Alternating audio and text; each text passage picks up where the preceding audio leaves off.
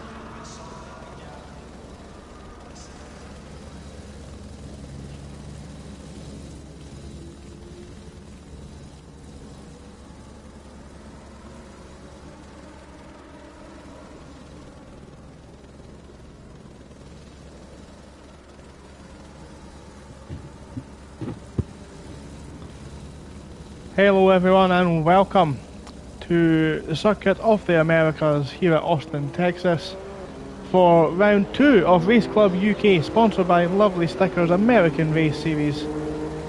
We are here now, we have 2 minutes 40 left of qualifying. We're just watching Kiwi round the track down the back straight there as they come on to complete their first flying lap. We do apologise for the technical issues we've had so far.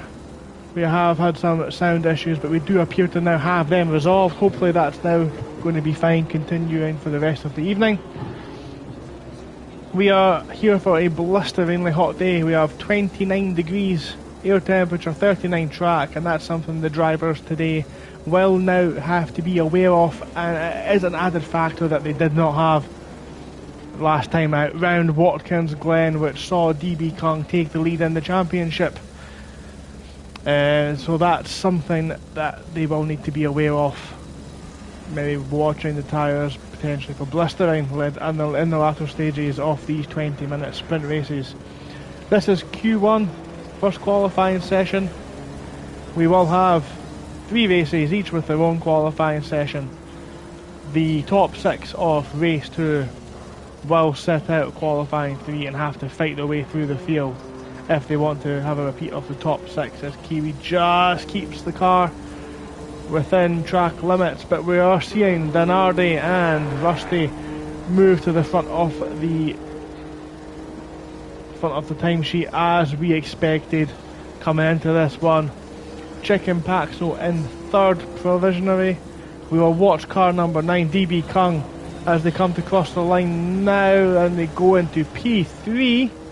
They were probably expecting a little bit better than that one. We'll come on board Baldine Wingnut in the number 1 BMW, that lovely blue shades of blue on the front of that car there, as they turn round the final corner now. They are the next car across the line, and we'll maybe get some context as to just how good a lap Rusty and Donardi have set there. We see just how quick these guys are at the front. It's car number 2. Vincenti looks like they may have hit the wall there, coming out off the second to last turn. As they dive back into the pit lane now.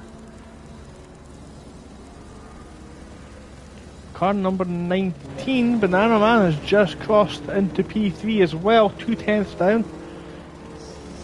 A great lap from them. Now we're looking for the number 22 car of Waterskin as they come round, as everyone now who has not yet crossed the line will be on their last lap. Can Waterskin put themselves on the qualifying board? They do, but they are 13 seconds off the pace, not a representative lap time from them. We'll hope to do better in the race. So now we're going to have across the line next Kiwi in the number 3 car. We're going to have the 95 car of Chicken Paxo, followed by Danardi.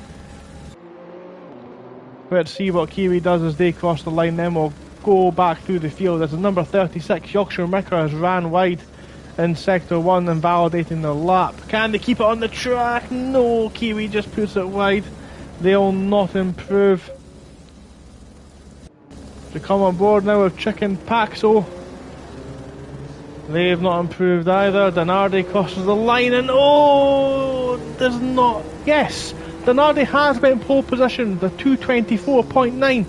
Car 15 crosses the line next. Rusty can't quite match. Chris V Dub goes 7th. Can't keep up with this car. This leaderboard's looking like a juke, but a gambling machine. The times are coming down there. DB Kung does improve, goes into P3. Next car across is Randy Flange Pants in for currently 14th in the number 4 car. And they put themselves into P10 again, not a representative lap time. But as you can see, there is a lot of cars there not being able to set a lap. As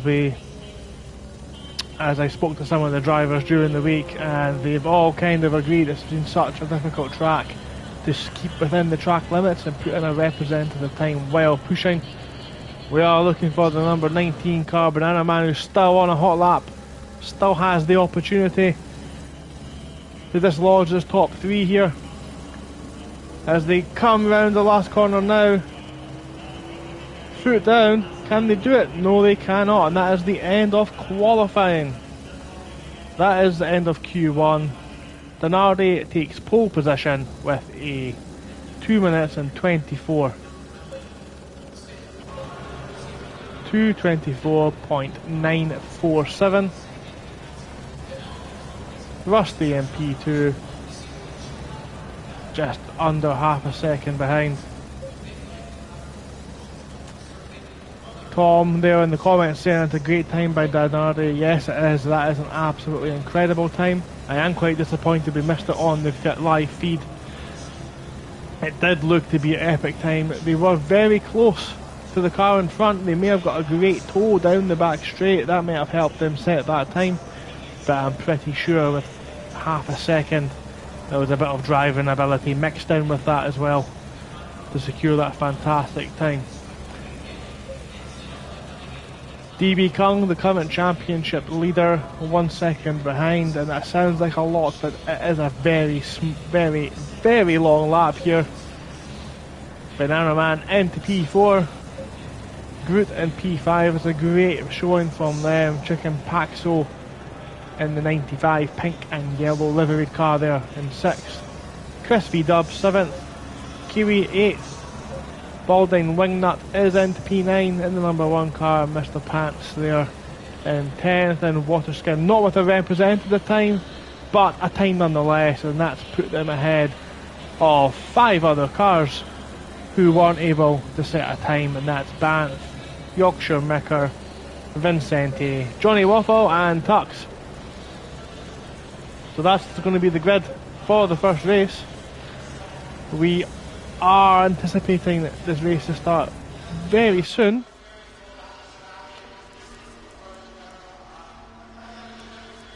And there we go, that's now the grid set, that's the cars in position.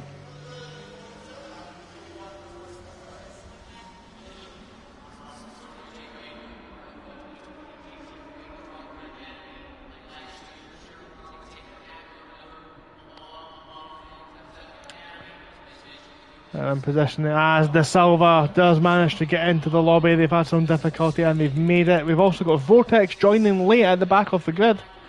Some late comers in this race here. Hello Vortex, nice to see you. Glad you were able to get in there. It's good to see. We'll be starting up on the back of the grid. However, I'm pretty sure that that will not be the finishing position. I don't know what the finishing positions are going to be, because this track does throw out some fantastic racing. It does seem to induce a lot of mistakes, and another thing that we will need to be aware of is potentially drivers picking up some track limits, penalties and warnings as they go on.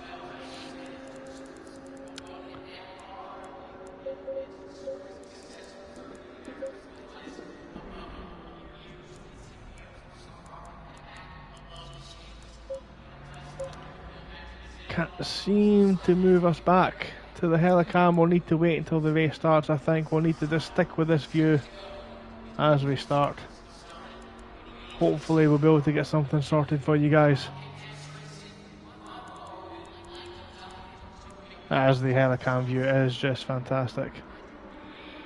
Yep, that's right Tom, track temperature 39 degrees. That is very hot, and it's definitely going to add to the challenge of keeping within the white lines as the race gets on, as the tyres burn up. You can already see the mountain of marbles there just on the inside of the racing line there on the Martin starting straight.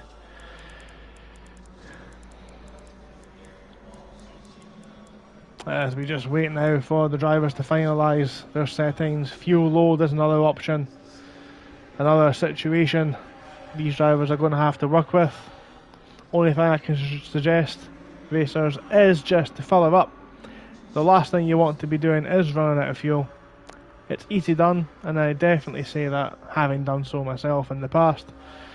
It is not nice, not a nice feeling as you're coasting down the start finish straight as 6 cars huddle past you, because you have no throttle So best to err on the side of caution and just fuel her up.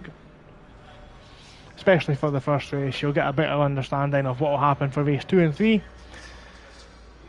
And again, let's hope tonight that everyone watching, everyone racing, is able to finish the race. If anyone does have an accident, please return to the pit lane.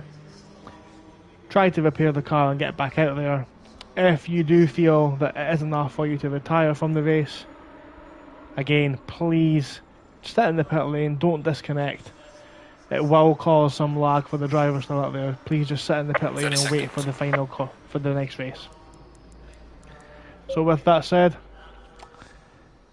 let's see if we can replay. There we go. This will sort out. We'll get you some helicam action for the race start. That's what we want to see.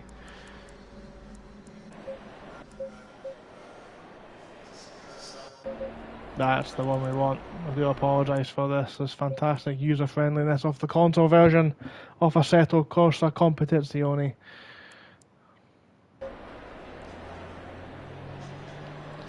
As we're just now awaiting the start of the race as Denardi gets us underway for the formation lap. The green flag is out there. Come on, guys.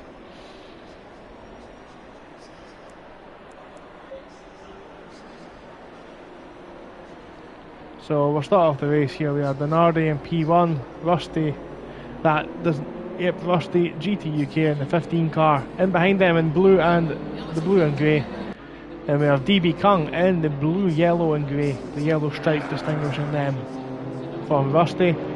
Banana Man in P4. Root P5. Chicken Paxo in P6. I don't think those positions are correct. They'll need to filter themselves back into grid order before the race starts.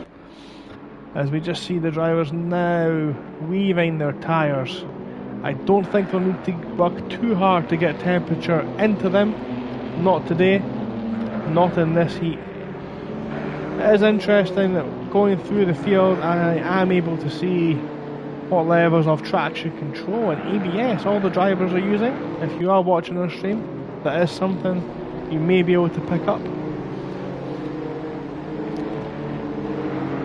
It is dry out here today. It is hot. The drivers are going to be getting a lot of grip from these tyres, from the rubber. It is certainly going to be great fun to watch the Silva and the Vortex try and fight their way through the field after joining late. They'll be interested in getting the tyres up to temperature quickly so they can push their way through. It'll be a very fun one to watch.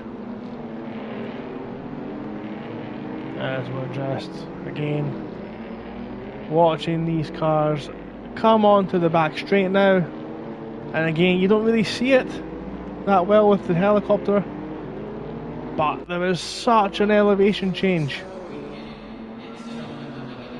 for these cars as we watch the car at the back there really pushing the tyres, getting them up to temperature. They'll need to be careful they don't blister anything.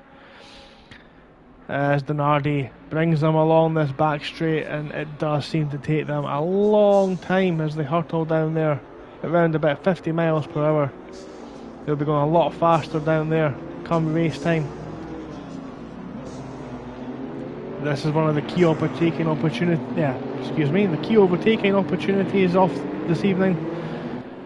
The end of that back straight into this twisty section. There's multiple lines that can be taken through here, and I'm sure we're going to see a lot of them as the race unfolds. Denardi will need to think about backing the pack up as we're coming through to the final section of the track, and there's still quite a big gap. This car's not yet through that tightening left-hander.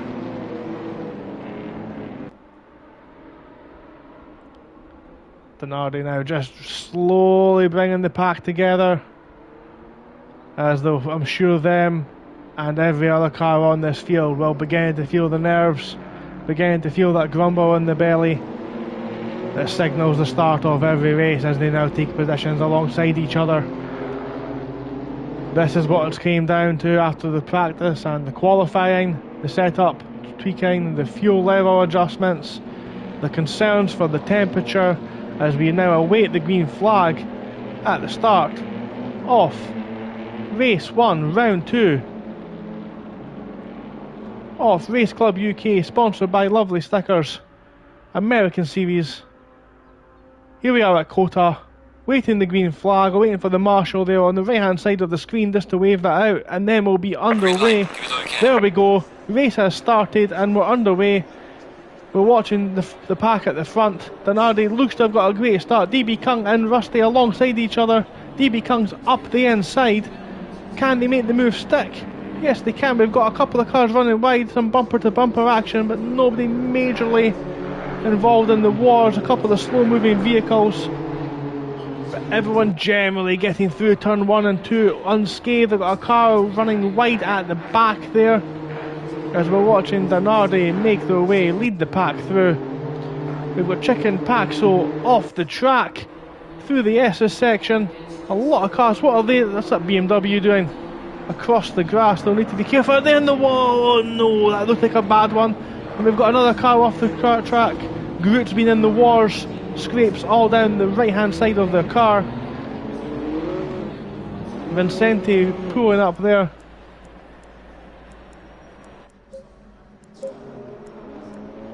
As we're now watching Rusty,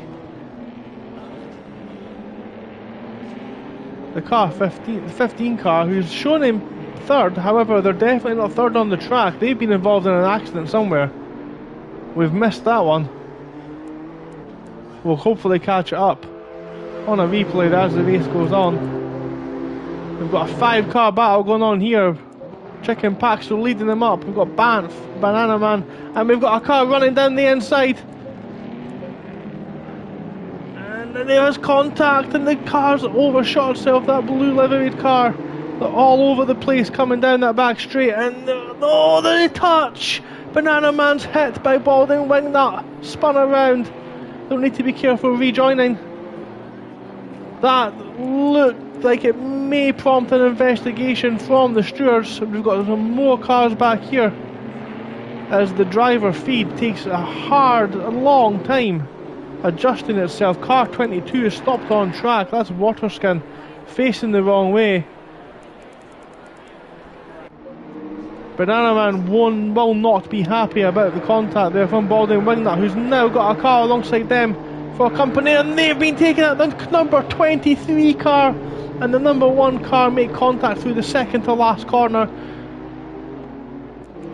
That's Tux. Tux is a gentleman, does let Balding Wingnut continue ahead of them. However, that will have impacted both of their races.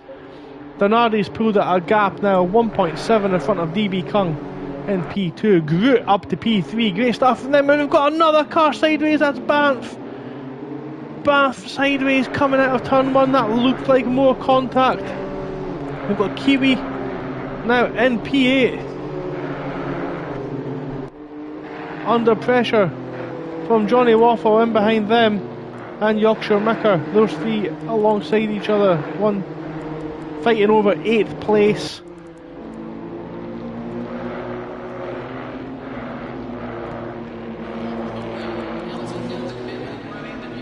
Kiwi under pressure from Johnny Waffle, but also looking to catch up with Banff in front of them in that yellow lime green liveried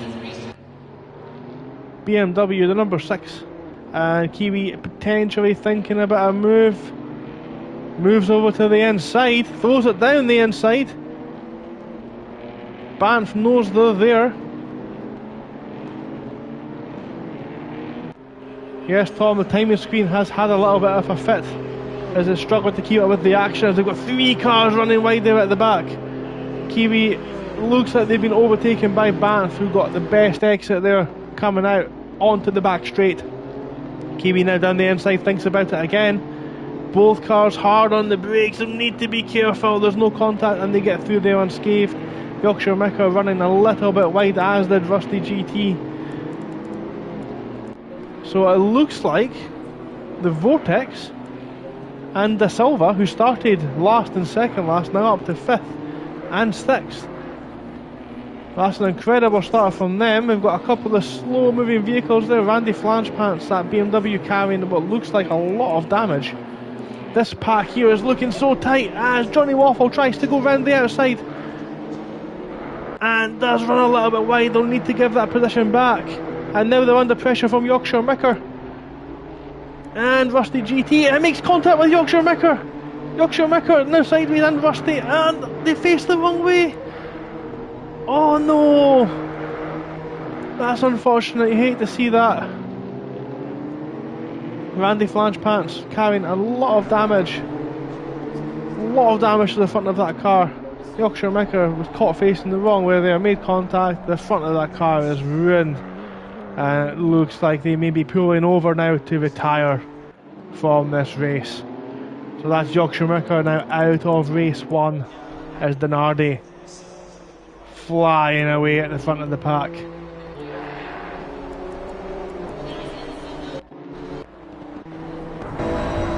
As we come on board, let's go on board with the driver now. Let's see who we've got. Let's come on board with De Silva, who's had a fantastic start to the race. As De Silva and the Vortex are now pushing themselves up the grid. Fantastic start from them.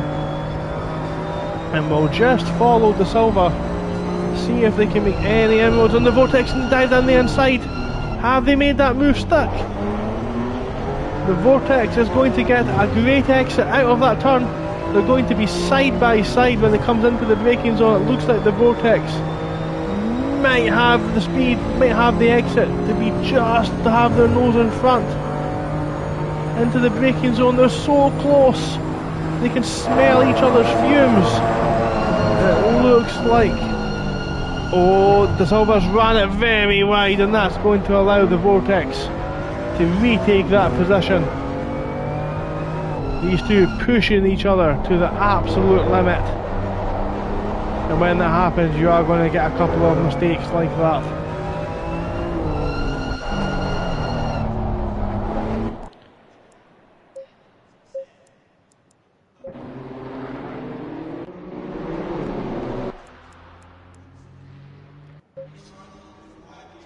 What fantastic racing we've had so far.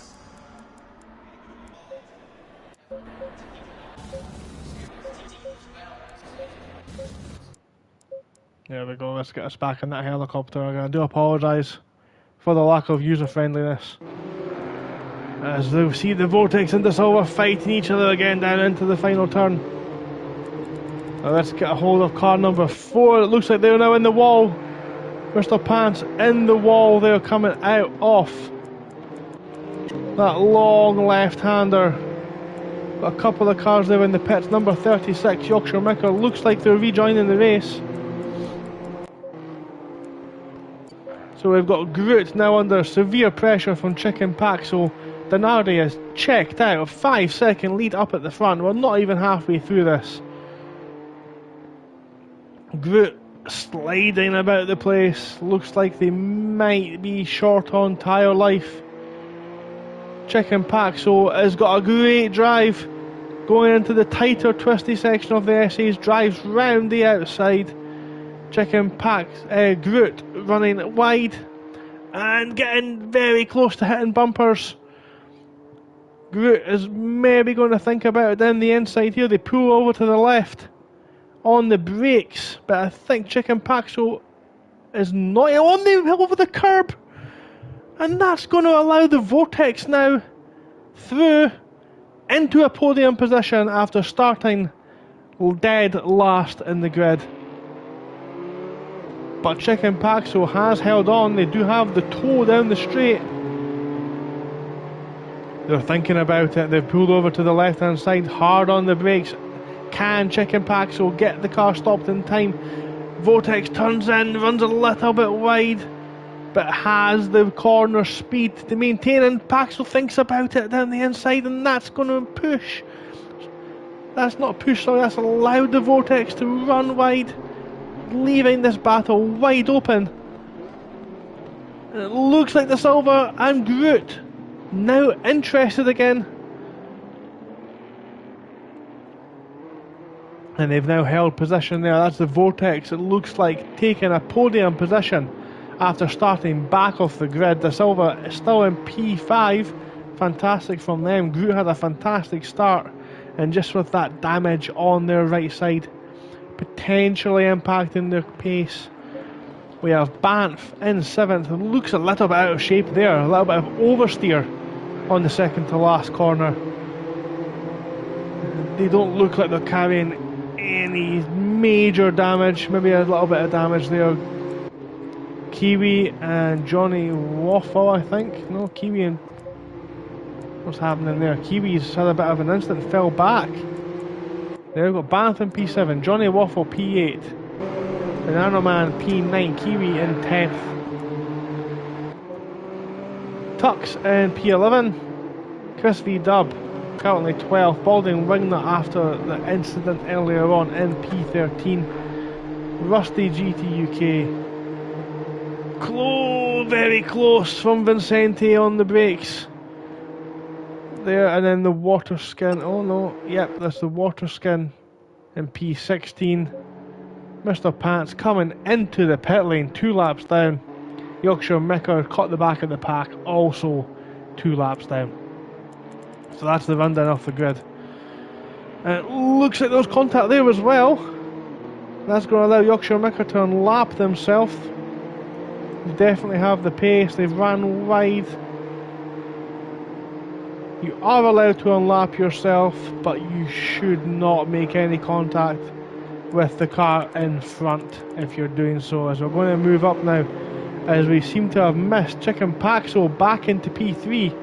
The Vortex and the Silva now fighting alongside each other into that braking zone, and the Vortex having to get out of the braking zone under fear of running into the back of Chicken Paxo.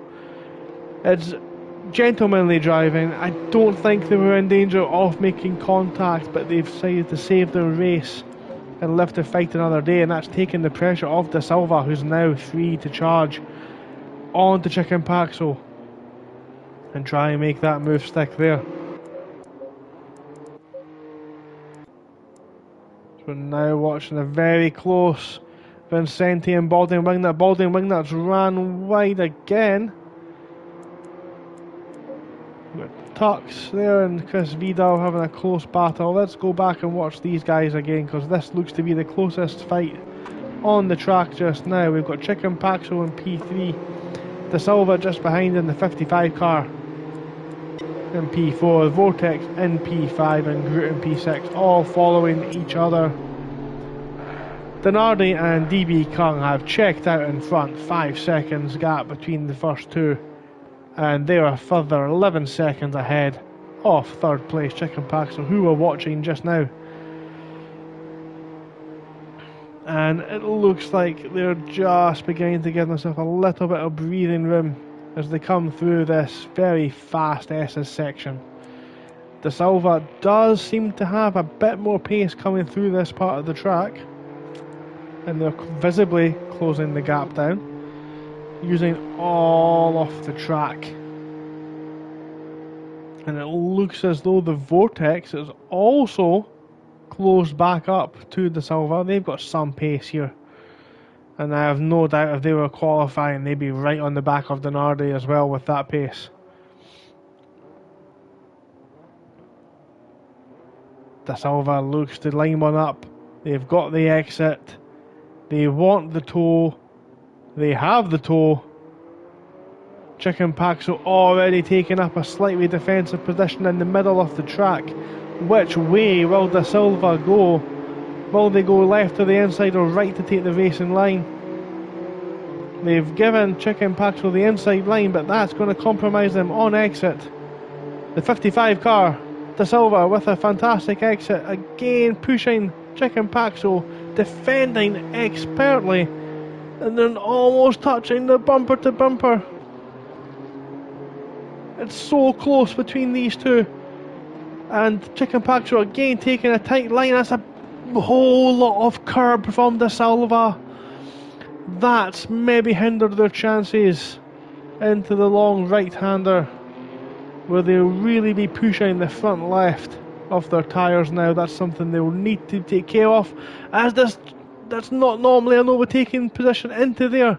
Chicken Paxos ran it miles wide and forfeited the position as a result of that. But they'll need to be careful as it looks like the Vortex now all over the back. All over the back now of Chicken Paxo. Using the toe, building up through the revs, up into their fifth gear, down the brakes, down the gears. Can they both get stopped in time? They do, and they're very close to touching. It's almost like the Vortex pushing Chicken Paxo along out of turn 1. Chicken Paxo may be suffering from a little bit of tyre wear, as it looks like on this part of the track where you're using the tyres, they are struggling a little bit more than the two around them. There's no doubting De Silva and the Vortex's pace, but Chicken Paxo has defended like an absolute veteran. And they're off the track fully there, the 130 car. They'll need to be careful of that for track limits warnings. Yes, that's a drive-through for Vortex. We've seen that in real time, all 4 tyres across the track. That's a drive-through penalty for the Vortex. It's something we spoke about at the start of the race that the drivers will need to be wary of. It's happened. It's taken us 17 minutes to get to this point, but that's the Vortex now with a drive-through. Chicken Paxo will know that. They won't want to get past, but something tells me they won't fight it extremely hard now, as they know they're not really in a battle. They won't want to lose any more time with the Vortex. Chicken Paxo still defending though. As we see Banana Man and Johnny Waffle getting very close with each other coming down that straight. There's a lot of curb there from Banana Man up on the right hander. That will have thrown them a little bit wide.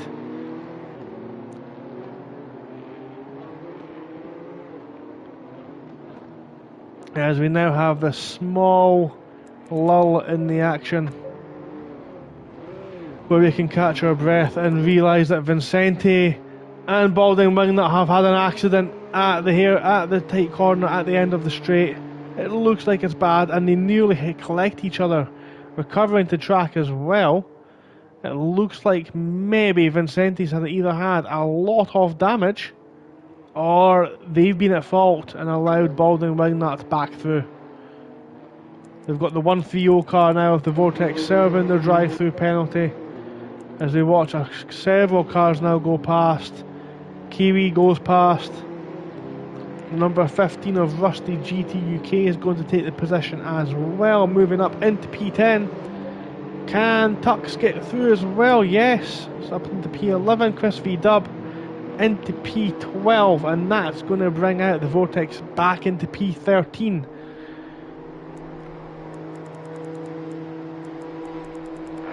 And definitely not how they've seen their race, and they've been given a stop-go penalty for 30 seconds.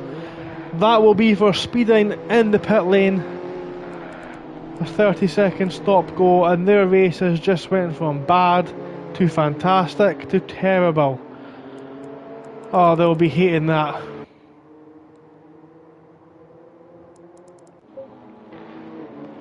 Drive-through, there you go. Track limits, drive-through penalty for Chris V Dub, car 24. All over the track, they'll need to be careful with that.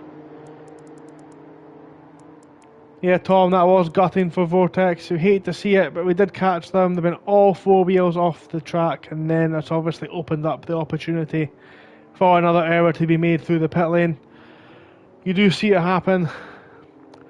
Lapse in concentration coming into the pits, trying to make up for the lost time.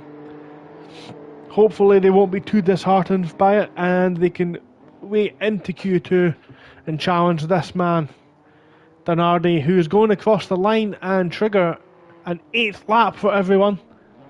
I'm sure they'll all be absolutely thrilled with that one, as the number 20 car crosses the line to start their final lap. Leaders on final lap now. DB Kung stuck with them the best they can in second. Good consistent pace, now nearly 8 seconds behind. It's nearly a second a lap. De Silva with a fantastic race from the back of the grid. Chicken Paxo. And we've got Groot and this gaggle of cars here. Groot, and it looks like we've got a car in the middle there.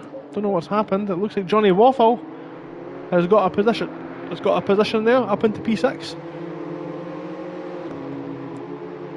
Banana Man now been overtaken by Banff. Is Banana Man going to think about it against their teammate?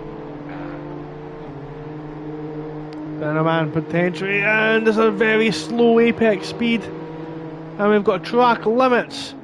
Penalty. Nope, still need to serve the track limits penalty. It looks like we might have. What have we got here? Is that a lapped car? No. That's Groot. Sorry, Groot there in P6 holding on. Trying to stick with Johnny Waffle and keeping Banana Man and Banff just in behind them, the two teammates. Running line astern in the final lap of this race.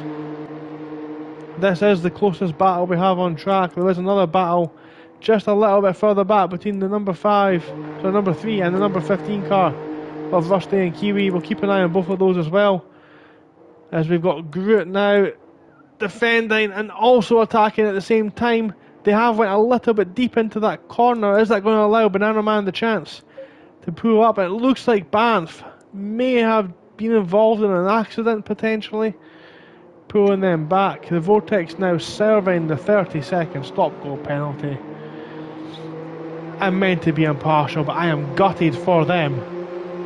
As we watch Banana Man think about a move up the inside of Groot. Groot goes defensive and runs a little bit deep into the corner. Banana Man rear end, a little bit squeamish. As you can see, as we mentioned at the start, they're now both taking different lines as they come through this final section. The leader has finished. And that's Denardi won the race. And we're going to see DB Khan come through in second, and we're going to go all the way back just to watch this race pan out. Groot is still defending from Banana Man, and they've run a little bit wide. That's allowed Banana Man up the inside off this long corner, and they come to the second to last corner. It's not normally an overtaking move. Banana Man has put it off the track. Will they concede position? No, they come back on.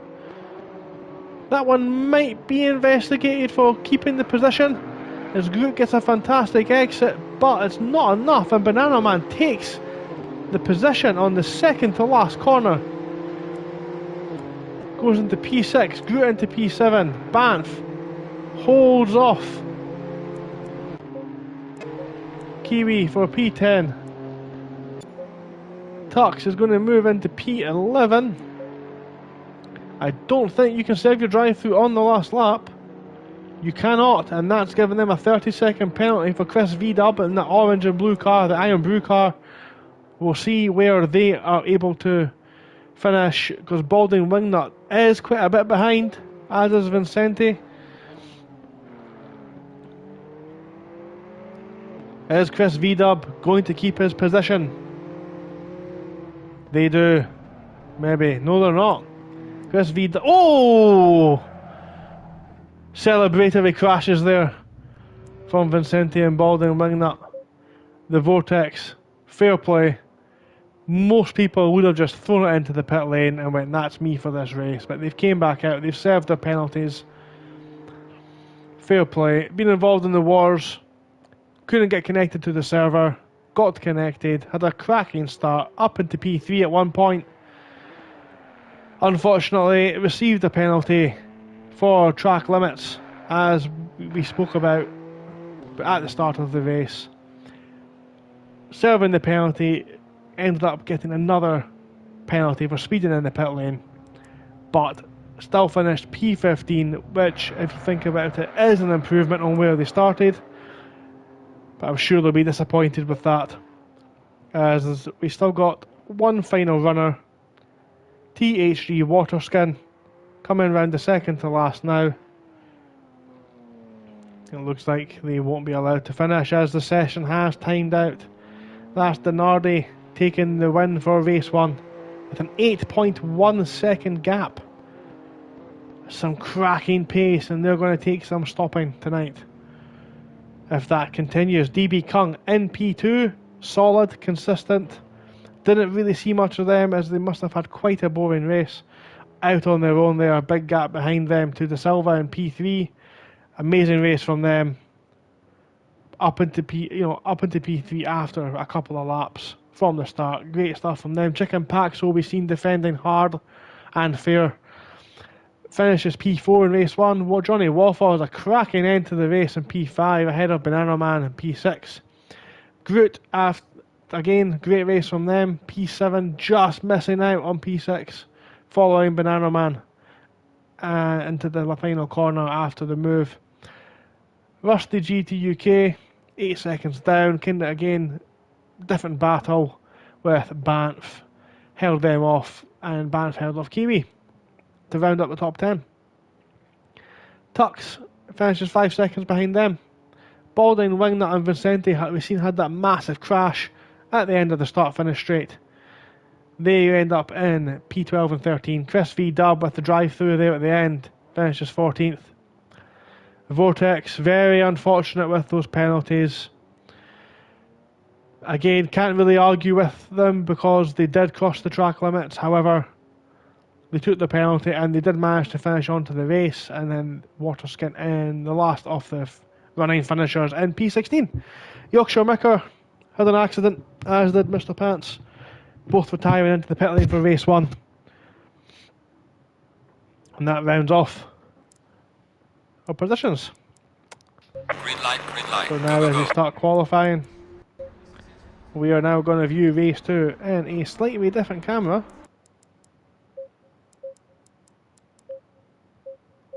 So there's the Helicam. Let's try this one. Because there's 2 TV cameras.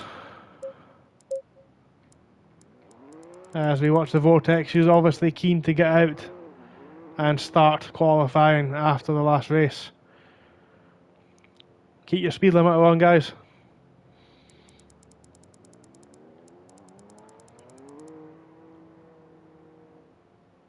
Already warming the tyres up. The track temperature has came down. Air temperature now 28, track temperature 34, and that's a significant difference. There's out, all desperate to get out and get a clean bit of track. And that's not the camera we're looking for. See if we can change it.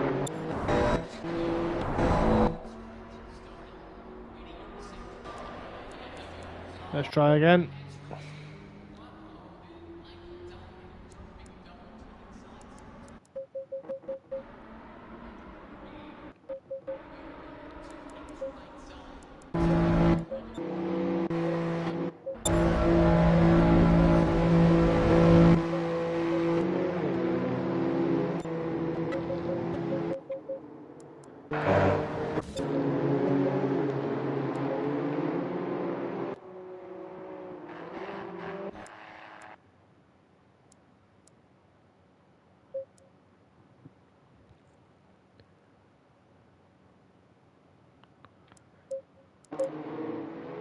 So first out here we've got the car 130 of the Vortex.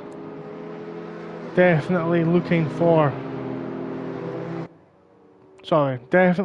to make up for amends on the errors in the last race. And we've got Denardi in the number 3. Isn't Denardi? No, it's not. No, it is. We have Denardi in behind them as well. Also keen to get on with things. And I'm sure Denardi will have taken note.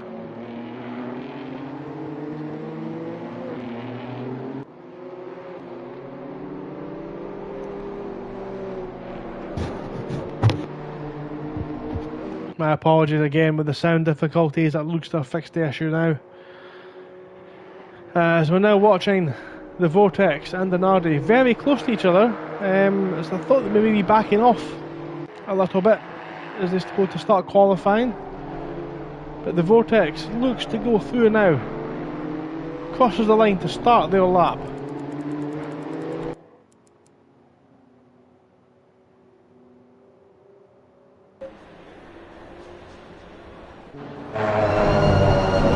come on board.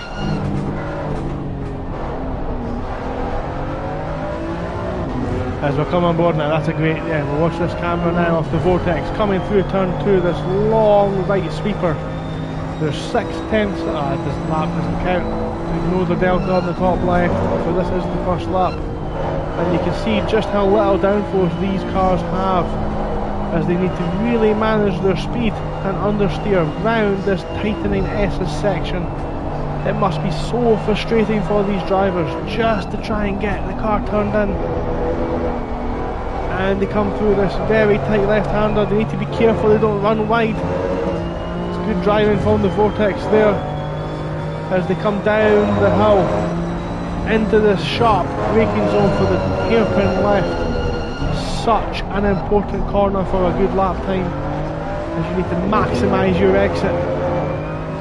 This downhill, small downhill section, but any error you have out of that exit, you'll feel the pain all the way down this straight, as you see the fantastic trademark tower here at COTA on the top, on the left hand side of the screen, as they come into the sharp braking zone. Spot the braking a little bit late as they've run wide. Keep the car within the white lines, the lap will still count. Nail the apex for these two corners. This very tricky braking section. There's tightening left-hander. Careful on the curb on the inside, as it will push you wide. The long right-hand sweeping curve, as you can see on the graphic on the bottom right, as the Vortex just squeezes the throttle to get the car rotated. Second to last corner again, careful on that curb on the left hand side. It will push you wide. Take a wide braking zone into the last corner. Take as much of that inside curve as you want, as it's very flat.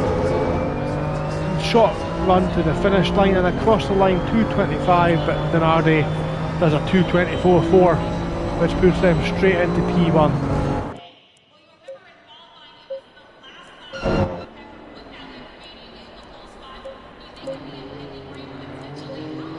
Great lap from Denardi again, 2:24.4.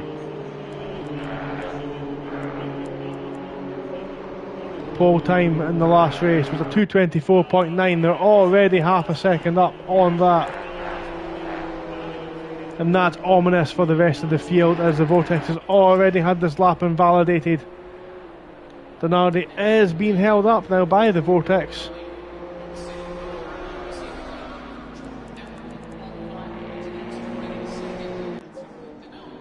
A couple of cars there not had a valid lap, but DB Kung is certainly one who is a contender to take pole position. Waterskin goes into P11 in the 22 car. We've got a yellow flag out at turn 1 for De Silva, who's returned to the pit lane. A couple of cars returning to the pit lane.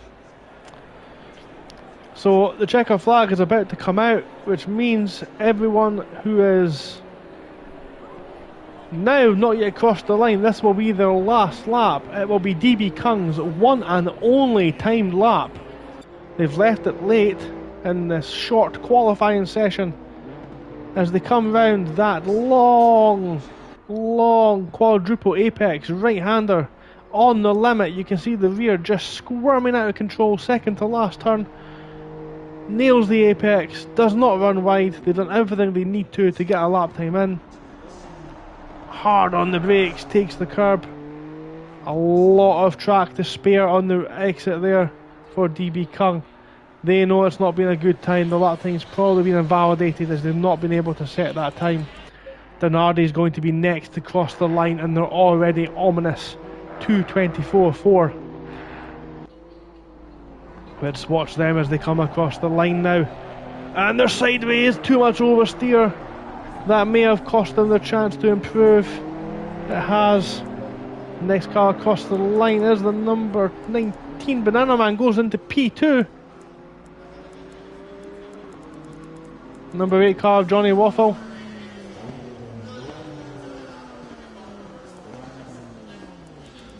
But But watching the cars come over now, no one really improving. And there goes De Silva now across the line. Are they in the pit lane? Can't see them crossing the line.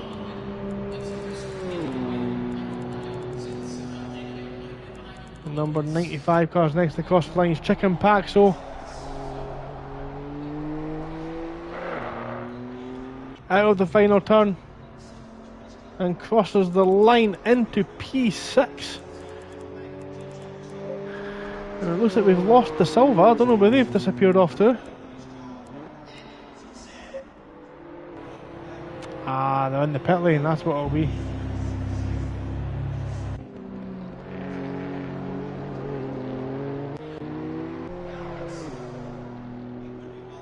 So there you have it, the grid for race 2 as we watch Chicken Packs will have a little celebratory slide off into the wall.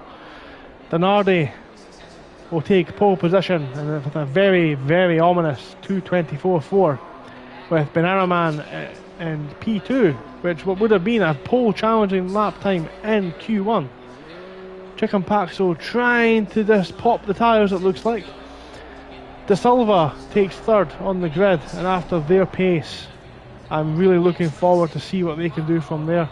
And the Vortex in P4, again, quite a bit further back, but into P4, and again, if you consider the pace the Vortex had in the last race, it'll be interesting to see what they can do from 4th.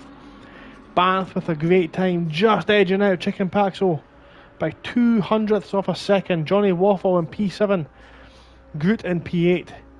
Kiwi and Tux rounds off the top 10 of the grid. Yorkshire Micker will start P11.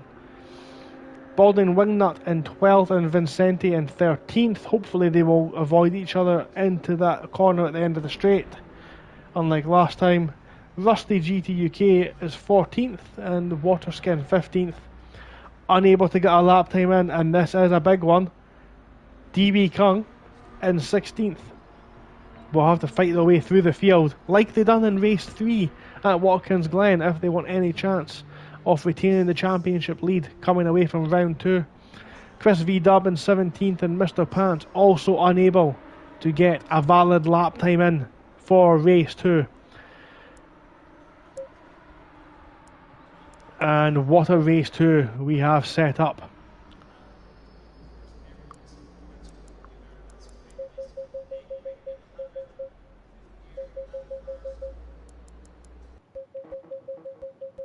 Very short qualifying session as we are now in position. 3-minute intermission just before the start of race 2. We can see the track temperature is the same as it was for qualifying, but is 5 degrees less than it was for race 1. That will be good for the drivers. They'll appreciate that. It will be something they'll be able to take advantage of. They will not need to watch their tyres anywhere near as much in this race. And what I am quite excited for the grid, the way it's lined up here, because Denardi and Banana Man, there's no doubt in the pace these two have at the front. De Silva and the Vortex in the second row. Considering they started from the back row in the last race, that will be something to watch as they come through this fantastic, challenging track, especially in that first sector. It's going to be something else to watch.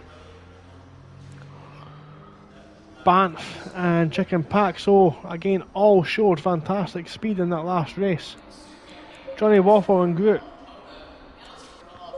Kiwi, Tux, Yorkshire Micker, hopefully out of the wars this time. Same with Baldwin, Wingnut and Vincenti. But the big shock has to be DB Kung back there in 16th. That's something that's going to be excellent to watch, and we will keep a periodic eye on their progress, because I do expect them, after finishing P2 in the last race, to be fighting their way through the field and making overtakes every corner. No pressure.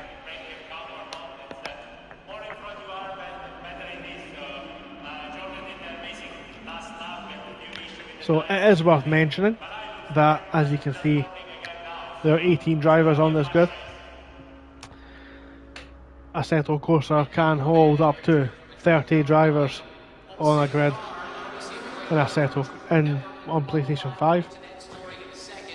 If you are wanting to get involved in the action, you can have a look at Race Club UK's Facebook page, sponsored by Lovely Stickers. You can inquire about your participation there. This is a preliminary series. Their main season does start in a couple of weeks. The main GT3 season, and obviously inquire on their Facebook page if you fancy having a little look, or if you fancy competing. Now, with that plug out of the way, we need to think about what's going to happen in this race, and it's going to take some fantastic driving, perhaps some ambitious driving in lap 1 to dethrone Denardi. Bassox Online's COTA is saying some great racing tonight on the comments. I completely agree. It's always good when you're doing comms and there's something to talk about. It's very, very interesting to see the racing, the way it's set up for this race now. Anyone off this top 4 could find themselves in P1 at the end of turn 1. 30 seconds. Hopefully there's not too much of a difference in lap time between DB Kung and others as they come through the field, as we don't want to see 20 seconds. any big crashes. Now we're going to just try and get this camera set up for you guys.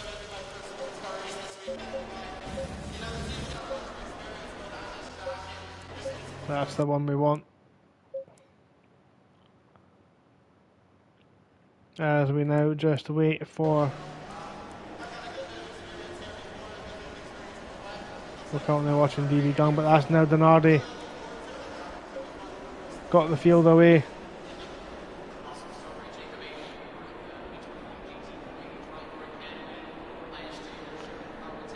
Pulls them away now, that's it there. And all the drivers now moving their way off the grid. Again, a lot of drivers feeling the need to warm their tyres up. It's not something I would have expected in a 34-degree track temperature, but you know, each to their own. Some of the drivers will prefer to have the car fully up the temperature into turn 1. Others will prefer to preserve the tyre life towards the end of the race. It is, of course, their prerogative what they wish to do.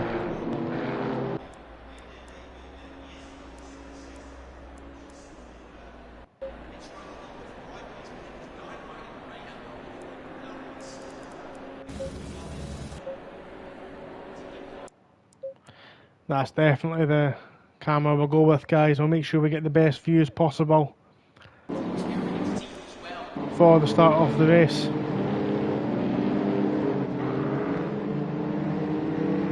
I think maybe from the start, if we just keep our eye on De Silva, because we'll get views off the battle for the lead, we'll get views off their defending against the Vortex, and we'll also be able to see Banff, Chicken Paxo and Johnny Waffle just in behind them as well.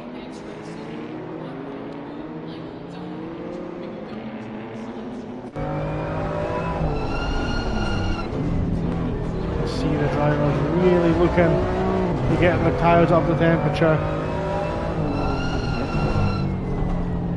And it's just, you don't quite realise how long this back straight is until you're driving down it at this speed. It really is a long piece of track, and the drivers can use the toe. That's the slipstream effect, where the car in front just pushes out all the air and leaves a sort of vacuum in behind, allowing you to slowly creep up on the car in front on these long straights such as this. And that puts you in position where you can then make the move down the inside off that turn. Of course, that does put you under pressure, and we do expect to see a lot of moves into this section, this tight twisty section, this sector 3, which does have multiple lines, and you can even see it when they're wobbling on the outlap. They all take different lines. All are just as quick as, well, most of them are as quick as each other. Denardi just one final little push round the long right-hander just to get the tyres up to temperature. I don't know if they'll be feeling the same nerves as they had in the first race after seeing their pace, but we do have two cars that were not involved in the race start last time in the race start this time. As everyone now just begins to take their positions up, the field is still quite spread as they come through the second to last corner. Hopefully they will be able to make their positions up. For the four watching, thank you for joining us. We're at the start of race 2 here at COTA. As the drivers come around the final turn, we're awaiting the green flag and the green light for these cars to go. As we just see Yorkshire Micker taking the position up at the last second.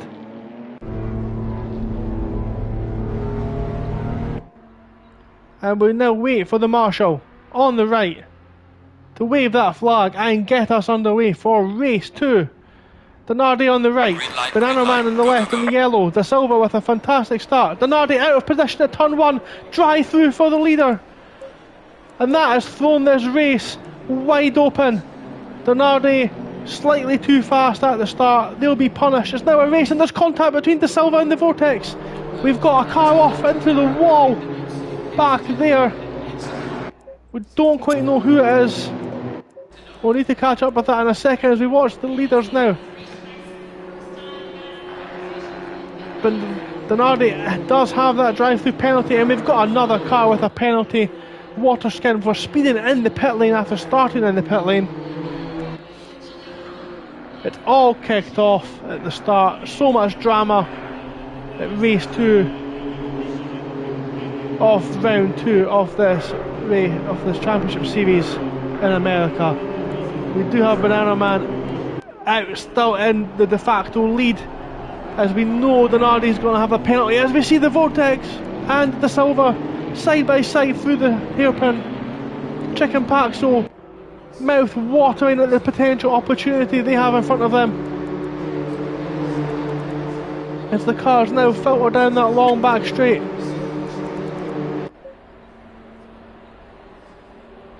Banana Man, and it looks like the Vortex and De Silva alongside each other. The Vortex in the 130 down the inside. De Silva takes a lot of curb, but that's maybe going to let Chicken Paxo also through now, as they're so tight as they come round there.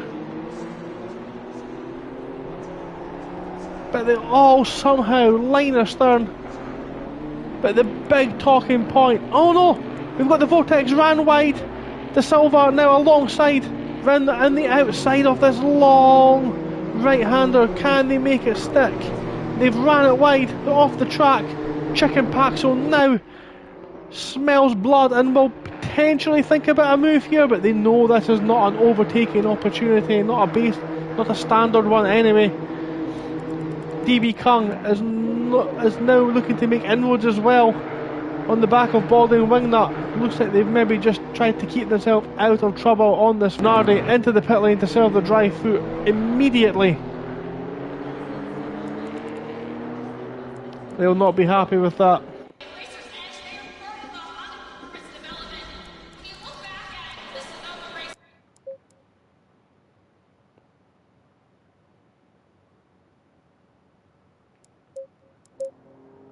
Denardi, where are they going to come out? It looks like they're coming out now, second to last.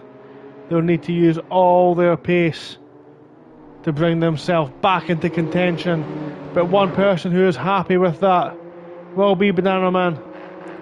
The Vortex in P2, De Silva P3, Chicken Paxo in P4, Johnny Waffle P5, Groot in 6th, Tux in 7th, Kiwi 8th, Yorkshire Micker, Rusty Vincenti in 11th, Chris V-Dub, Balding Wingnut, DB Kung up into 14th, Mr. Randy Flanchpants in 15th, Denardi after that drive-through in 16th, Waterskin now serving their drive-through. Banff has put it into the pit lane, it looks like. And again we've got these three fighting each other, and I'm going to have to quickly try and change the camera.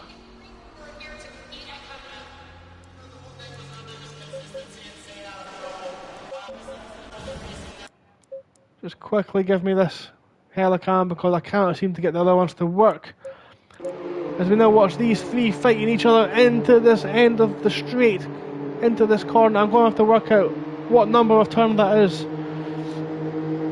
De Silva is still in P3 with the Vortex in P2, just holding them both off. Chicken Paxo also following this one through. Johnny Waffle now dropped off a little bit from this leading pack, with Groot in behind them in P6 as they've ran wide. That opens the door for Tux now alongside them. As we've seen before, however, the outside of this turn is not the place to be, and they're going to get ran wide, as they're just about to find out. And that's maybe going to open the door for Kiwi, their teammate, to think about a move. And they get very close. Kiwi runs a little bit deep. And we've got another move there. That's the Silva up the inside of the Vortex on the final turn. And these two are going to be at it all race, but that is allowing Banana Man now to pull clear with a 2.5 second gap as they cross the line on this lap. The 130 car gets a little bit deep and loses the rear, and Chicken Paxo now thinks about it, just pulls out to avoid contact, as we've got all these cars now making their way into turn 1. DB Kung on the back of Balding Wing, that's still not able to find their way past. I didn't expect that from them. As we see now De Silva up into P2, beginning to just pull away a little bit from the Vortex. Chicken Paxo, they're just on their heels, keeping them honest. This appears to be the battle of the moment, however, as we have Tux holds off Kiwi, Yorkshire Micker and Rusty all for P7, as they all look to be taking different lines into the hairpin, all of them ambitious. Yorkshire Micker makes contact with Tux, spins them round the wrong way, and that's potentially opened the door for Chris V-Dub to make some gains all the way down the straight. Let's quickly move to the front as we see Chicken Paxo think about a move. Johnny Waffle defending from Groot, takes a slight defensive line on the inside, as we see Rusty down the inside of Kiwi. Yorkshire Micker also down the inside on exit, as we see Chris V-Dub, as I said, making up gains all the way down that straight. Now all over the back of Kiwi as well. It's went from bad to worse from them. Car number 4, Randy Flashpants, in the wall at the hairpin before the straight. We don't know what's happened there. They may have just thrown in the towel, but that's going to bring out a yellow flag.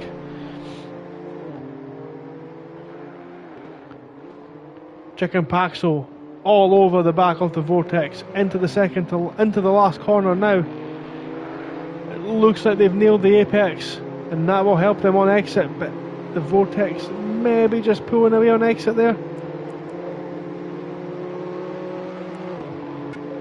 It looks like they've had the better exit. I don't think Paxo is in range for this lap, but they think about it, they're up the inside. Great move under braking. The Vortex does have the drive out the corner, however, and retains the position. And we've got two cars close here again, Kiwi and Chris V-Dub. Kiwi just holds off Chris V-Dub for one more lap, and they almost touch, bumper to bumper alongside each other, and across the corner there. They may have to give that one back. I don't think Kiwi will be too happy with Chris V-Dub overtaking them with all four wheels off the track there. DB Kung has only made it up to P12, but has made it round Balding Wingnut, the number 9 livery, the number 9 car, the blue and yellow green livery of DB Kung, slowly but surely making their way through the field. Donardi now also on the back of Balding Wingnut, showing everyone what pace they've had, and even after having a drive-through is still on the rear of the pack. Johnny Waffle now closing up closer, and Johnny Waffle under pressure from Rusty. Rusty pulls out to the left hand side. This is the braking zone, this is where all the moves are happening. And it looks like Rusty has won the battle of the late breakers, but Johnny Waffle keeps the car under control and within the white lines and retains his position of P6. And that's just allowing Groot to slowly make their way, slowly edge away into the distance from these two, as Johnny Waffle now runs wide, and that has put Rusty alongside. And again, this right-hander is a long one. Can they keep it within the white lines? This is the first overtaking move we've seen round the outside of Turkey's turn 8, and that was absolutely spectacular from Rusty. Great move round there. That's the first time we've ever seen that work to perfection. And while we're watching this action, Tux has entered the pit lane and received a 30-second stop-go penalty for speeding in the pit lane. P16 for them, potentially lower after serving the penalty. Denardi, it looks like they've just got past the Balding wingnut. Now on the back of Vincenti as they make their way through the field after their slight, I think it was a false start. May have been out of position. It doesn't look like they were out of position, but they received the drive through at the start, if you're just watching, and making their way through with DB Kung. So the first and second of race 1, nowhere to be seen in race 2, as DB Kung now all over the back of Kiwi, who has just been falling back. It looks like the number 1 car, Balding Wingnut, is facing the wrong way. I hope there wasn't contact with Denardi, because that could be another visit to the stewards, and we don't want to see that.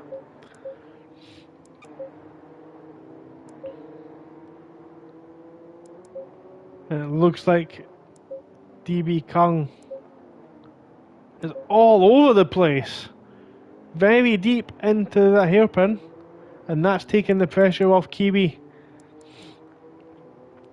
So just while we've got 8.5 minutes left, let's run it through the field again. Oh, let's wait, we've got car 130, that's the Vortex, off track at the hairpin. We don't know what's happened there, but they're now off the track. They're no longer in third. They're, looks like they may have been involved in an accident potentially.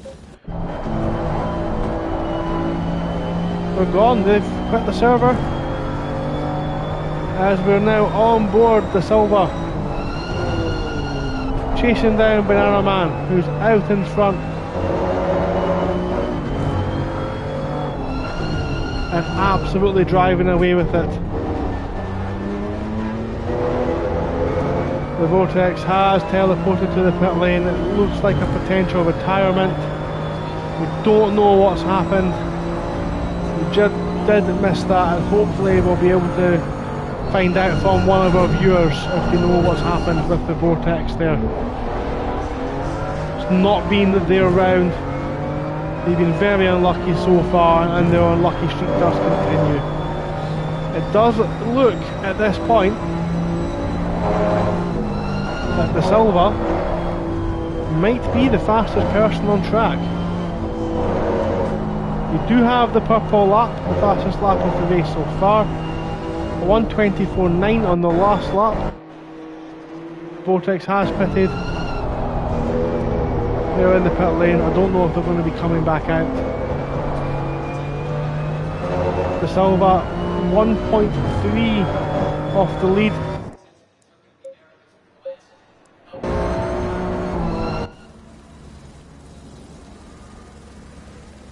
Very close to the car in front there.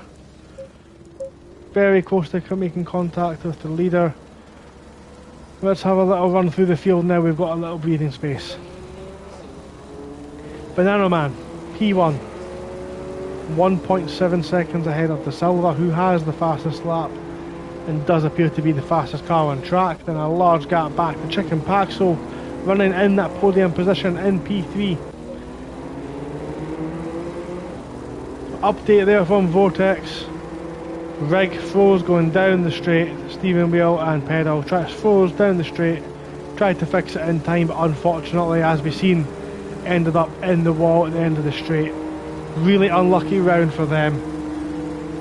Don't know if we'll see them back for race 3. I hope we do. I hope a restart of their system does see them back and they can try and make some kind of inroads into the championship.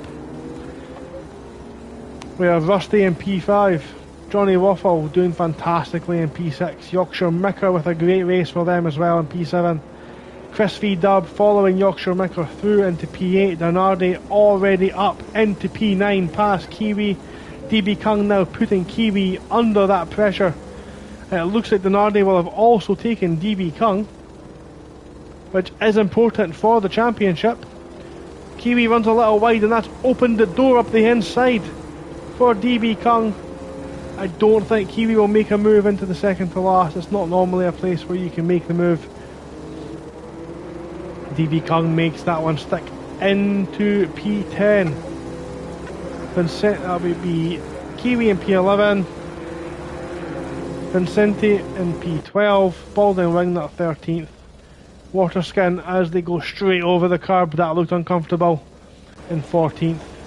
Vortex potentially with a retirement. Tux, after serving their stop-go penalty, has came back out and in 16th, and if they continue they will be 15th. It looks like Pants and Banth has also retired. It looks like Rusty has taken P4 as well from Groot. But the battle we need to look at right now is the battle for the lead, because De Silva now within a second of Banana Man. We are 4 minutes left. Are we going to see some drama towards the later stages as well? And we'll just also keep an eye on the number 20 car of Donardi as they now close in on Chris V-Dub. And the leader, Banana Man's run wide into that corner. The 55 car is thinking about a move, and this is the section where you can take multiple lines to throw off your opponent. De Silva, a tight braking zone, tightening braking zone, just can't make it stick. And they may have to back off as they deal with the aero wash of the car in front around this long, fast right-hander.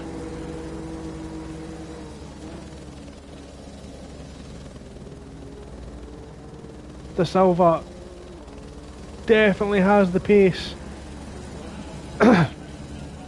Can Banana Man, after taking advantage of Donardi's penalty, make the move? We'll come back to it and we'll double stay with them until the end of this straight.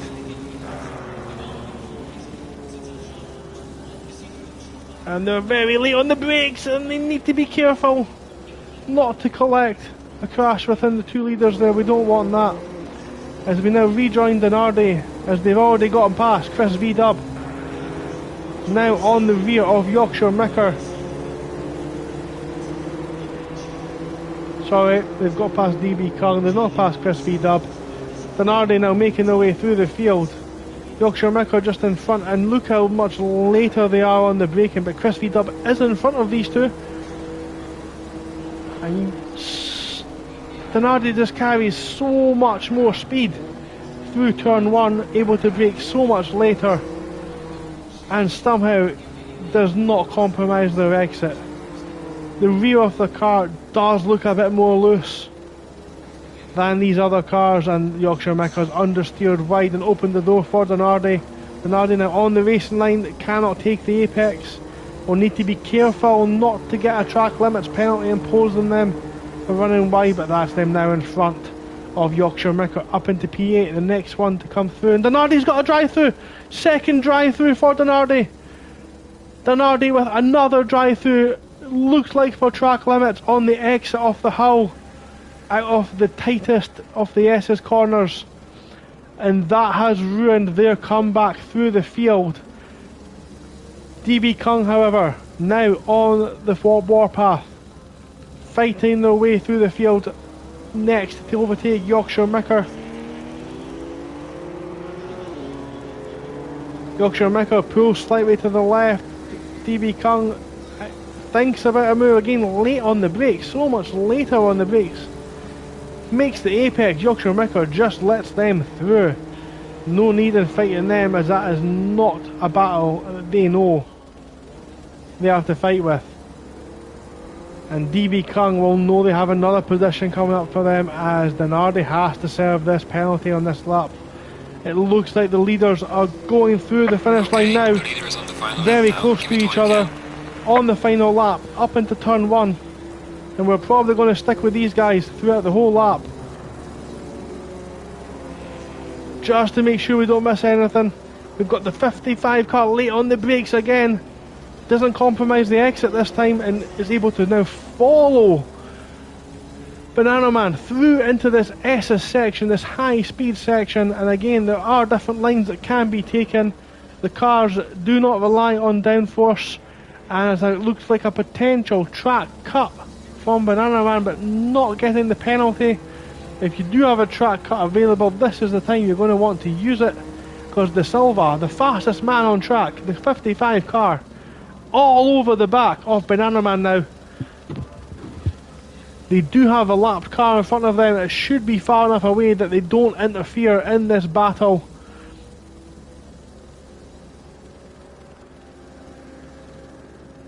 And nope, doesn't make a move, but Banana Man's run wide. It's opened the door down the straight. They do have a good drive out the corner, but De Silva's going to have the slipstream all the way up this back straight now, and therefore not to overshoot the apex. Holds the car up nicely mid-corner, the blocking the exit off De Silva. De Silva thinks about a move up the inside and backs out. Great driving from De Silva. That could have ended up in tears, but they don't do it. They don't make contact, and I think that will be the position now.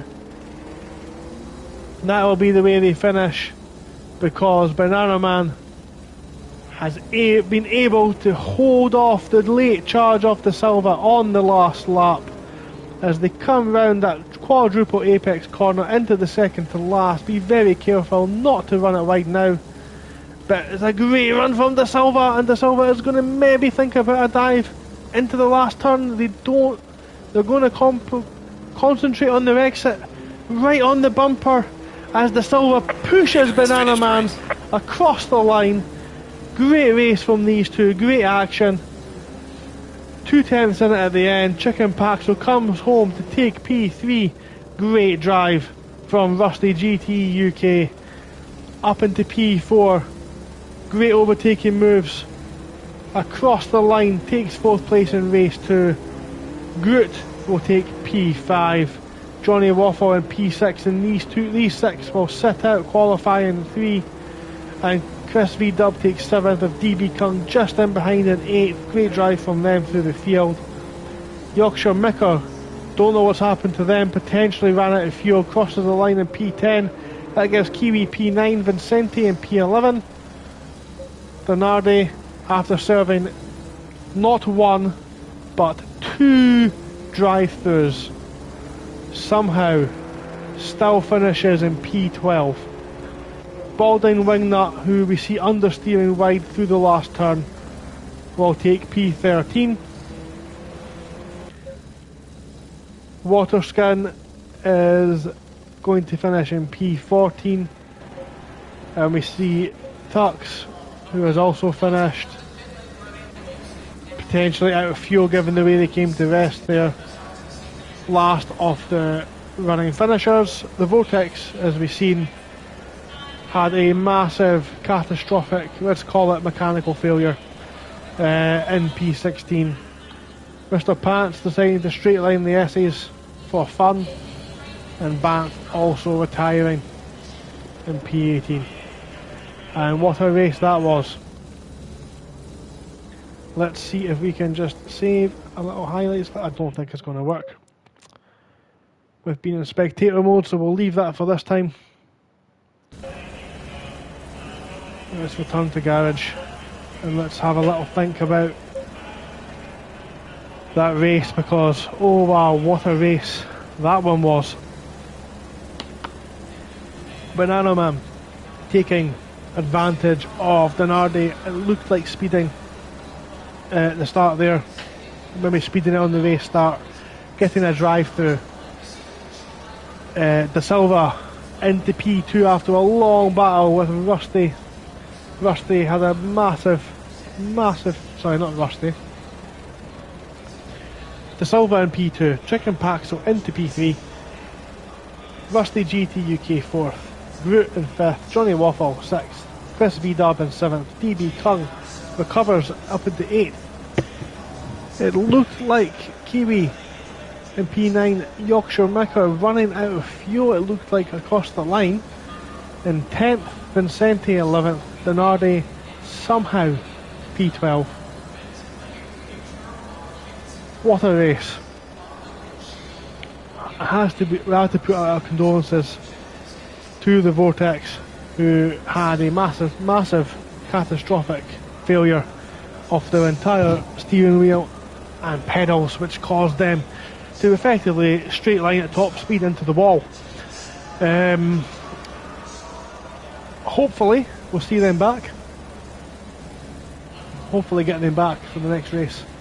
Hopefully that'll restart off all their systems, fixes their car, and they can continue for race 3. So we had 9 laps there again, 9 laps in race 1. It's very likely we'll get 9 laps in race 3.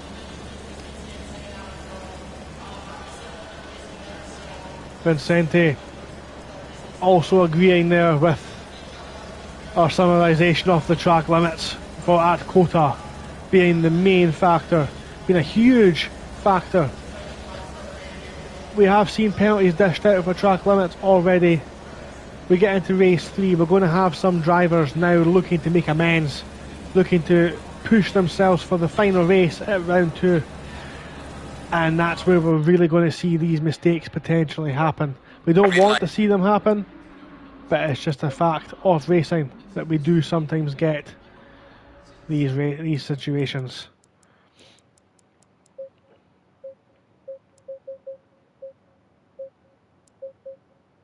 So we're here now on qualifying 3 as we're just trying to get ourselves into a fantastic camera position for you guys. Don't seem to be getting them in the pit lane as we are joined by the winner of race 2, Banana Man. Fantastic race there, very close at the end. What are you feeling the pressure? Good evening. Yeah, that was it was 0.2 of a second, I think. That was crazy. Yeah, crazy last couple of laps. That. Yeah, it was really great to watch, and I'm glad we watched it. Oh, brilliant! Towards the end there. So, this is fun for you, obviously, sitting out watching yeah, everyone else get to qualify in the first 6, and you get to sit and start at the back of the grid. Yes, which... oh, God, sorry, go on. Yeah, my question was basically, I asked this last time, where do you see the overtaking opportunities? Well, there's the first section is very tricky. The S's you just kind of got to I don't think there's really a move in on there. There are some long straights with some heavy braking zones, so if you can get a run, it's probably going to be either the main straight or the back straight. Having said that, there's some good switchbacks in race 1. Chris got me good with a really good, nice sort of cutback. So yeah, I think it's there's a few places I think around the circuit. Yep, there certainly is. I've seen myself. There's quite a few options for different racing lines through that through the final sector as well. Yeah, but I think there's it seems to be very, very sensitive track limits, or slightly, ones that don't quite make sense. So I think people may be sort of quite cautious. In the other chat, there's been quite a few sort of mentions of track limits being applied when people didn't think that they were across. So yeah, that may play a factor as well. Yeah, there's definitely been track limit issues.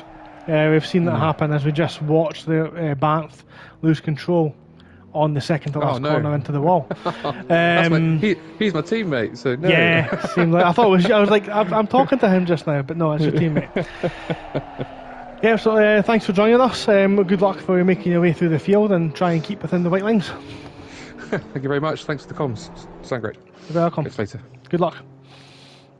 I think we've also been joined by Rusty. Hi Gordon, how are you? Hello. I am, I think, in a much better position than you are just now. Yeah, that looked, I mean, disappointing for the first race. I mean, they can't really argue it because the lines are the lines, but it's, as we've said, it's very, very tricky to keep the car within the white lines, but it's something that could work in your advantage for race 3. Are you able to, sorry, I should have asked first, are you able to participate in the next race? Yes, yeah. You're all fixed. A little on and off. Fixed everything, did it? Yeah, no, I mean, to be honest, the first race ended up sort of getting tagged around, which obviously put me to the back. Then sort of battling my way up. I think I got up to 9th, and then just had a little bit of contact with Yorkshire Mika. And then I waited for him, and then, you know, obviously just try and make your way back through. So a bit disappointing because, you know, I think from a team's point of view, certainly I think myself and Jurgen have got the pace this sort of season, but yeah, just a bit unlucky to be honest. But yeah, I managed to get 4th in the last race, so we'll just see what happens in the dark. Yeah, it was a cracking drive. I keep forgetting that the final race is in the dark, so that's another factor we can take into consideration. I've never driven around the dark on this track. Have you done any practice on it? Neither have I. Okay. I don't know how dark it's going to be, that's the thing. Especially with these track limits, it could be something to be really aware of. Yeah, it's a bit strange to be honest. It's either very delayed, because it will just ping up with track limits and think, what did I do? But yeah, and I think, you know, when you're pushing, you got to be so wary, especially through the sort of first sort of sector. But you know, it's and watching, game, I suppose. Yeah, it's the same for everyone, I guess. Doesn't make it easy, but it means it's hard for everyone at least. Yeah, absolutely. As we're just watching Denardi come through now, the second to last corner, how ominous is it that these guys, Denardi, DB Kung, are all getting a chance to qualify for this final race? Well, yeah, I mean, from a team's point of view, you know, DB Kung, you know, good opportunity to sort of get good start, good points, you know, and we'll just say hopefully we can rely on some others just to, you know, make the first corner easy to get through. Yeah, we'll just see what we can do. But yeah, I mean, you know, I've had some good overtaking manoeuvres. I think, you know, I think we had race 2. If I could save the replay, I would have done, but I think we did cut. There was 3 battling in front of me. We sort of did a cut back and managed to get 2.5 onto the straight. So yeah, there's some good opportunities to make some moves, but we'll see what happens. Hope you do. Just lastly, after watching these cars for a couple of races now, it looks like they're very low on downforce.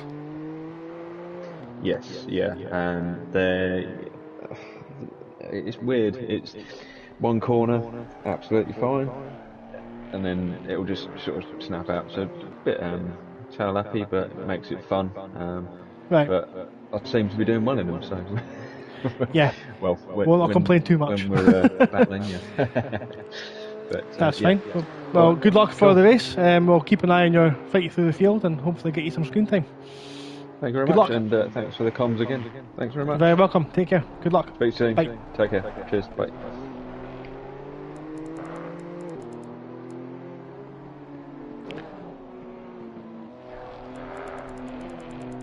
That was Rusty at GT UK there, coming on to give us a little interview, and just before that we had Banana Man. So, as we now watch the final stages of qualifying 3, which is now going to be for a night race, as we've just found out. Bath for some damage on the front wing. They're going to be the first person to cross the line. Denardi's lap has went invalid, so they will not be improving either. Don't think we're going to see an improvement there. Nope. Now we need to find car number 22. Doesn't appear to be 22 on this list. There it is, Waterskin. Be the next person across the line. It looks like they're very slow into that final turn. With Tux in that green and silver livery. We're going to be going through now. And they set a time up into P7. We've got a couple of cars side by side, almost fighting out of that corner. One of them, De Silva, who goes into pole position. De Silva goes P1. Less than a 10th gap. DB Kung will be in P3. Denardi in the middle of them.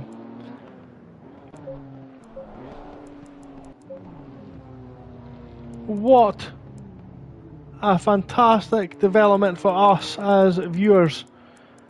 We're going to see De Silva and Denardi 1 and 2, who have been by far the fastest people out there so far. I say that, let's not say that prematurely, as Vincenti now comes across the line. Vincenti goes into P8. And I think the last car across the line is going to be Yorkshire Micker. Round the second to last, keeps it within the lines. Yes, they do. Into the final turn. Just misses the apex. Can they improve up into P5? No, they do improve, but they do not make a position.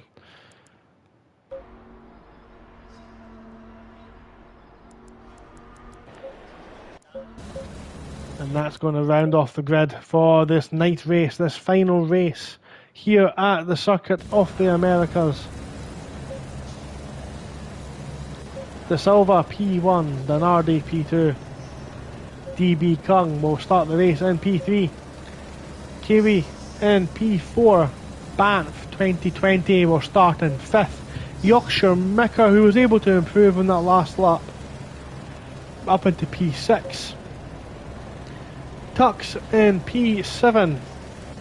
Vincenti will start 8th. Balding Wingnut 9th. Mr. Pants in 10th, and Waterskin will start in 11th. And then we're going to have V-Dub, Chicken Paxo, Groot, Waffle, Banana Man and Rusty starting from the back, and I'm not sure if the Vortex will be taking part. We don't seem to have had an update on that just yet.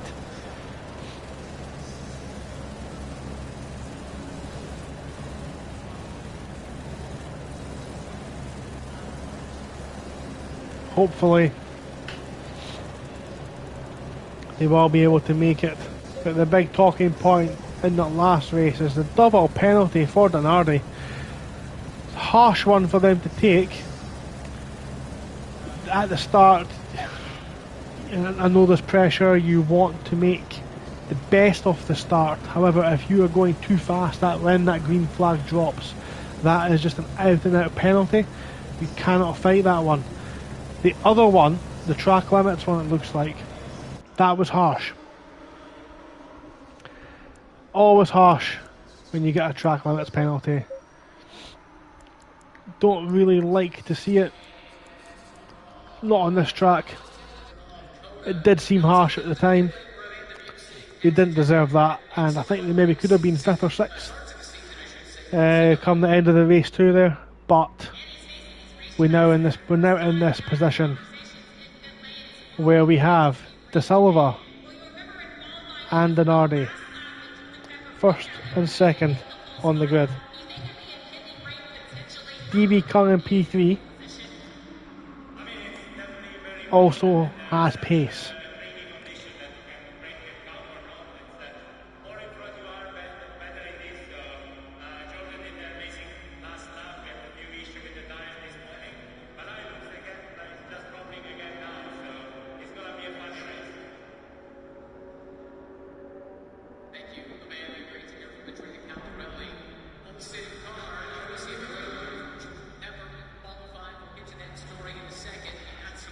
I'm just querying, didn't De Silva finish P2 in the last race? Should they have set a qualifying time?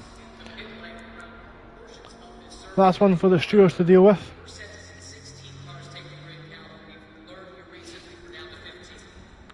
We'll commentate on the action. We'll let the legal stuff, we'll let them deal with the legal stuff and the rules. So we're just waiting now for these drivers to adjust their car setups for the massive reduction in track temperature, as we're now at a very freezing 22 degrees centigrade, which on a normal day would be plenty of temperature. However, compared to the temperatures they had in race 1, the drivers will welcome the cooler temperatures. I think they just need to make sure they get the pressures and brake ducts adjusted to make sure they have the correct tyre temperature, because this racing at night can go horribly wrong. The one thing I was scared and worried about was how dark this track is going to be. It looks quite light. It looks like the drivers will be able to see just fine. I was concerned about the track limits, but it seems as if they're pretty clearly marked now on the track. I can see them quite clearly on this video. Hopefully the drivers can do too from their cockpit.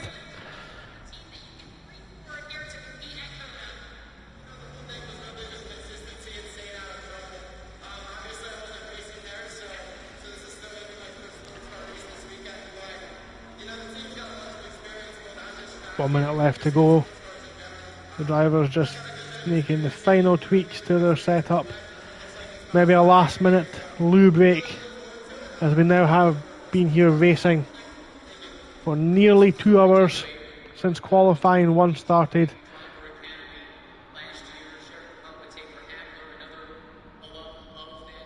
It has been a bit of a slog for them. It's been a slog in the commentary box. There's been a lot to talk about, a lot of action on track. A lot of fighting, 30 seconds. some contact.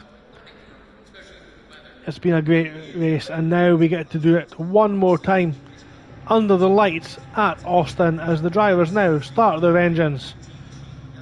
Headlights coming on.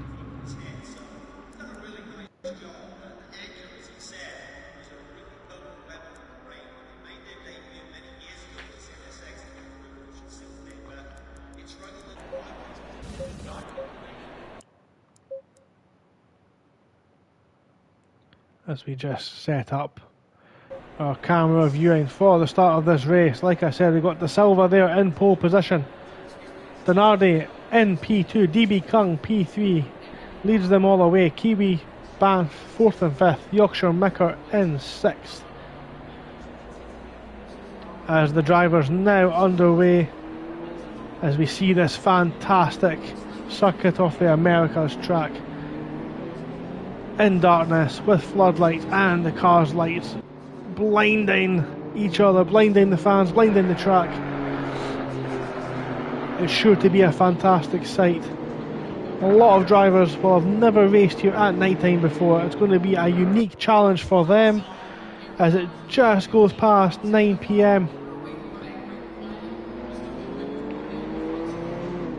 and the temperature continues to drop.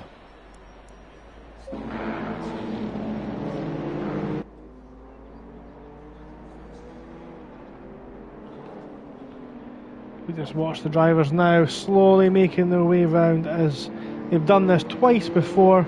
They'll know what to expect. They'll have their fuel levels now perfected for the length of the race. The only question now is the change in tyre temperature. That's one they'll have to be wary of. We might see some surprises, some cars who have not quite had the pace suddenly come alive. We might see other cars drop off as they've had the tyre temperature far too high. This is the onboard view from Denardi, as we see DB Kung ghosting through the back of them. De Silva, Denardi, Chicken Paxo down there in P12.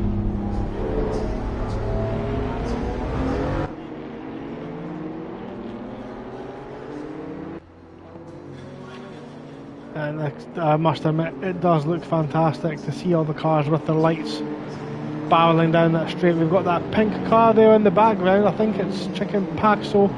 You will need to turn your lights on to make sure you can see. Banana Man starting right at the back after winning the last race. The car's weaving left to right just to scrub a little bit of temperature. It is a bit more important you do this at the start for this night race. Johnny Waffle there in that recognisable yellow and blue livery car. Also had a fantastic race in the last outing. Hopefully they can continue that again. DB Kung, Kiwi and Banff, Yorkshire Mickle all together. De Silva in P1, Denardi will start P2. I'm very excited to see how these two start off with each other. It's been very close with these two in terms of pace. Denardi setting some ominous lap times in qualifying. De Silva just making it interesting for the last race. We don't know where that one's been, as they now come round third to last. Tyres now at the point where they need to be, hopefully. 7 minutes past 9 as we await De Silva just to get us underway, as they now begin to back the pack up very late. Denardi will be very aware of making sure their speed is not excessive for this race start. DB Kung, who is championship leader coming into this round, starts in P3 as they now come on to the start-finish straight. We await the green flag waved from the marshal at Circuit of the Americas for the massive climb up into turn 1, the adrenaline building. Drivers very carefully managing their speed as they come across the start line now. Green light. And we are green. It's a late green flag. As we're off the start, we've got the Yorkshire Chicken Paxo out to the left hand side there. Very quickly, we've got a car sideways across the grass at turn 1. De Silva goes through into P1. Denardi in P2. DB Kung keeps P3, and that sideways car is now into P4. The stewards will have something to say about that. It looks like Kiwi, Banff in P5. Yorkshire Micker still potentially in P6. Again, we have some difficulty following the driver tracker. But DB Kung, De Silva still first, and Denardi all over the back as they come through the S's. DB Kung has fallen a little bit back behind in third. And it's so close between these two. Denardi almost pushing De Silva along the road. Denardi's had the pace all night. Are they going to think about a move up the inside here? And they get close. Do they touch? No! Denardi sacrifices that corner speed. DB Kung's ran wide. That opens the door for Kiwi potentially coming through. Banff tucks. Yorkshire Micker under pressure from Vincenti. Baldwin Wingnut. Banana Man's moved up to P10 already. Rusty into 12th. As we go back towards the front, as Denardi moves in using the slipstream on De Silva. Denardi thinks about moving the inside and they make contact. They touch. De Silva sees it coming, doesn't turn in and retains position. And that's going to leave Denardi with a loss of downforce at the front. Denardi thought about making the move stick really early on. We've got some more cars off at the back there. Johnny Waffle in P8 and Waterskin. Chicken Paxo, sorry. And Johnny Waffle having an incident there. Into turn 12. Yes, I counted the corners to make sure I had the right one. Yorkshire Micker looks like sideways there, and Vincenti pushes them wide. And it's a multi-car pile-up, and Baldwin Wingnut into them and back across the track into Vincenti. Massive 3-car pile-up as Denardi comes around the second to last corner. 4 tenths behind De Silva. As these three come through, finish the first lap. De Silva in P1, Denardi P2, DB Kung in P3, Kiwi 4th, Banff and Tux in P6. P7 is Groot, fantastic from them, and these three behind are so close. Banana Man in P8, Mr. Pants in P9 and Rusty in 10th. It's very close between these three. The winner of race 2 takes the outside, the BMW off the inside, and they make contact. Number 4, the number 4 car of Randy Flange Pants and Banana Man make contact. That's allowed Rusty through into P8.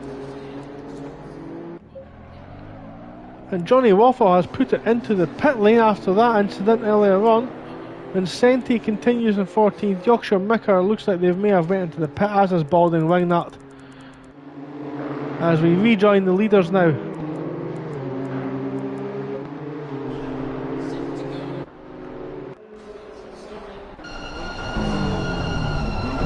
As we come on board with Denardi.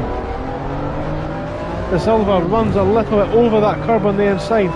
That will have put them out of shape as they come down the straight up into 4th.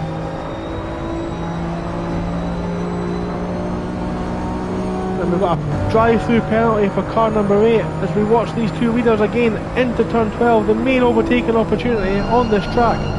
Denardi thinks twice about it this time, make sure they make the apex.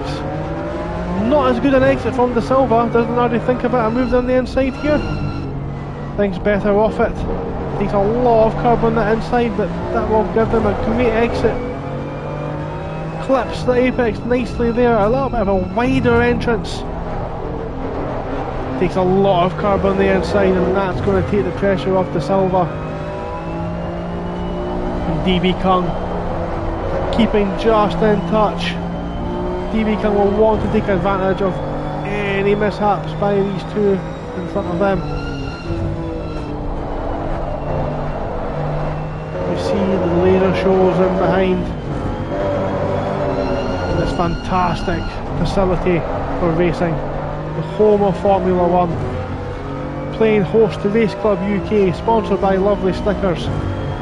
As we come now on board Denardi. Johnny Waffle serving their stop-go penalty.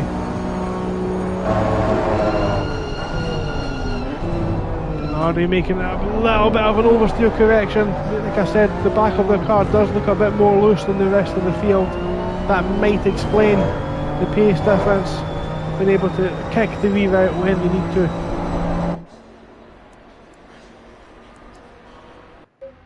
Let's quickly get the helicam now for the rest of this race.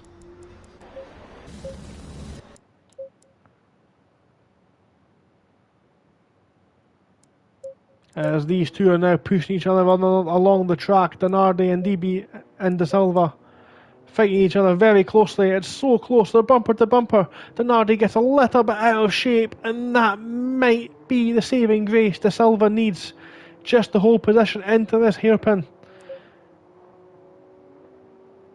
De Silva and Denardi both just making that apex.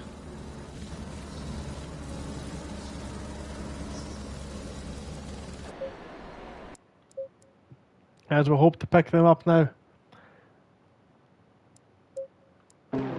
As they come down towards turn 12 again, this again being the main overtaking opportunity.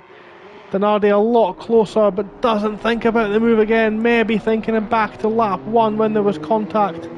These two are going to push each other right to the very end.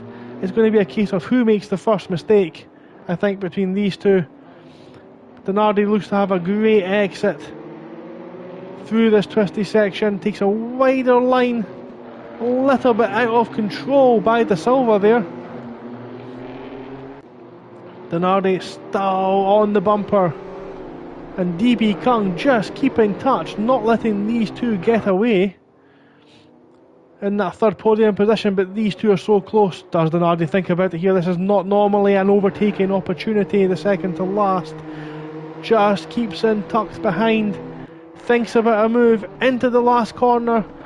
De Silva closes the door. The number 55 car turns in very late, but keeps the door shut. The slipstream now helping Denardi along the start-finish straight up the hill as Mr. Johnny Waffle clears the stop-go penalty. Dan goes up the inside as Johnny Waffle comes out the pit lane. They're both close. They touch, and De Silva might not be too pleased about that one, as it looks like there may have been a slight push by De Silva's all over the bumper. These two are so close. Please don't make contact, because we're being treated some fantastic racing. De Silva straight over the rumble strips there. I'll be surprised if they've not been given a track limits warning for that one. Denardi moves up into P1 after a fantastic race from these two. And I apologise if anyone else has been making some fantastic moves, but this one has been too good to miss. as it looks like now Denardi just beginning to put the pressure on and see if De Silva can live with their pace. We've got car number 8 off the track at the S's. Johnny Waffle again in the wall. That's not nice for them. You don't really want to see that. And these two have been close together. They're close together again. Denardi may have got out of shape through the hairpin. They're now side by side, and De Silva is alongside. They are entitled to racing room. Is De Silva going to make the move stick down the inside? Denardi so close. Are they going to touch? They don't touch. They're both in control of the car. Denardi on the inside for the next corner. They both turn in, but that's De Silva. They're behind and they make touch. They touch. They've spun. De Silva has hit the rear of Denardi. DB Kung smells blood and now up the inside over the curb. De Silva fights back, but the stewards may want to see De Silva for the second time in this race. But DB Kung now all over the back of De Silva. There's been contact. The car will be carrying slight damage. DB Kung now all over the back. Takes a lot of curb up on the inside of the second to last turn again. Into the last corner. Very defensive from De Silva. DB Kung just not quite able to make the pace. Flashing their lights. Potentially at the unsafe rejoin. As we move now back through the field, Banana Man looks like they've just overtaken Rusty GT. As we've got another car in the pits, Johnny Waffle now back into the pit lane. Rusty GT moves out to the inside, thinks about a move up the inside, thinks better off it, but does have a good drive out of this corner. Into the SS session now, SS section. Banana Man, the winner of race 2, up into P8, fought their way back through. It does look like they maybe just kept the car within the track limits there. The steward's been particularly hot on track limits this time out.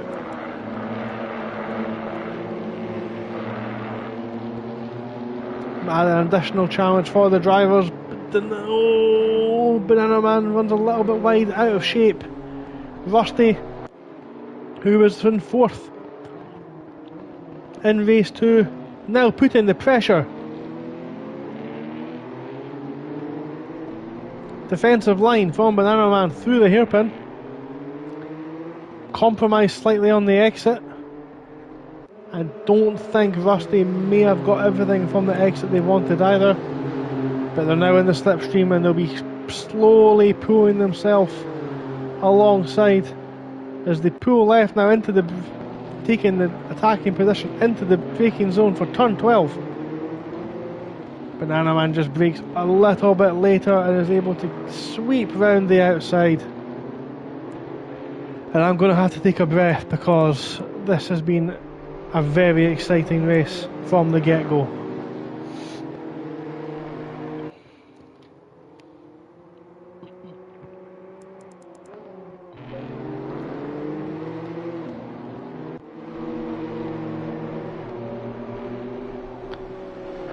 Okay, we've got a yellow flag there from some guys at the back of the grid. The number 30 car, 36 car, Yorkshire Micker, looked like they were sideways there again. Potential contact from car number 2, Vincenti. Didn't see that, don't want to throw accusations about, but they were close on the track together. After lap 5, 7.5 minutes to go. De Silva out in front. DB Kung in P2, Denardi in P3 after the contact with De Silva.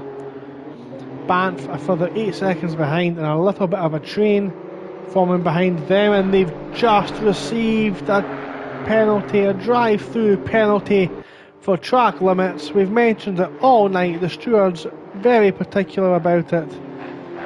Banff clearly no longer caring, taking all the track limits, as they already have the drive-through, but they'll need to be careful they don't end up with a stop-go penalty or a disqualification as well. Denardi is now closing on the back of DB Kung. These two spent almost all of round one at Watkins Glen fighting each other. It looks like they spent all of race one fighting each other. And just behind there we've got Banff over the curb. Kiwi now pulls out alongside Banff. And then we've got Tux defending against Groot. It's all kicking off at the top here. At the very top end of the podium. Just below the podium places, Banff defending against Kiwi. Kiwi on the left hand side. Oh, it leaves the door open and that allows Tux through, but Tux runs deep. And Groot now thinking about making the move on Tux. And there's a little tap there as well. No one spins round, and there's a big shunt. And that sent Tux across the grass. Not really their fault.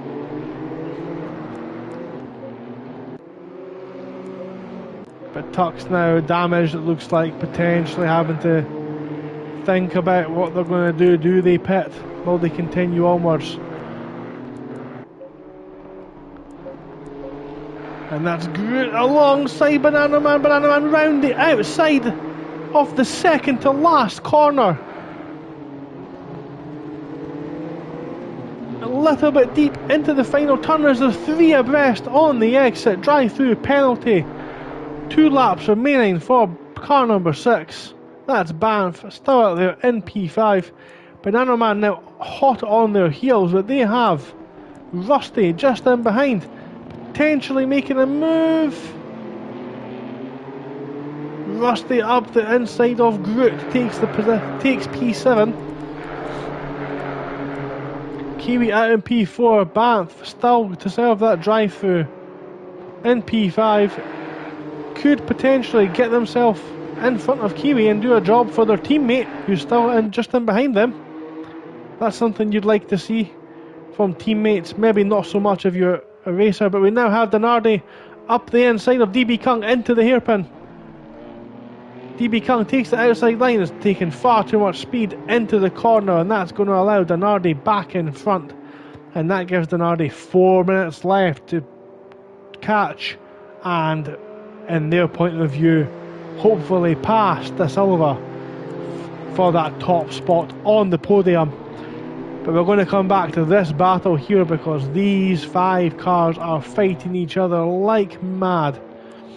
We have Kiwi out in front, Banff 2 tenths behind, but yet to serve a drive-through penalty for track limits. The hot topic of this round. Banana Man is potentially having to defend from Rusty. Rusty may be a bit too far back. Or are they defending from Groot? But they've all went a little bit deep there, so nothing happening. That looks like Banff way wide on that turn, and that's allowed Banana Man, Rusty and Groot all through. That's Ben now up into P5 after starting from the back of the grid. Great job from them. We've got a yellow flag out just behind this lot actually. Don't know who, I missed who it was. Chicken Paxo is running in P10 in the pink livery. Again, oh, big damage on their right hand side of that car. They've been involved in some wars today. Banff now serving the pit stop, the pit drive-through penalty. We'll see where they come out, but there's a big gaggle of cars now making their way through as they fall down the pit lane. But this is supposed to be a drive-through and they have stopped, so maybe they've retired from the race. Denardi now 2.3 behind De Silva. De Silva just slowly edging out the pace, and every time we view a car in the pit lane it seems to reset the camera. So if you give me 2 seconds we'll just fix that one just now as well.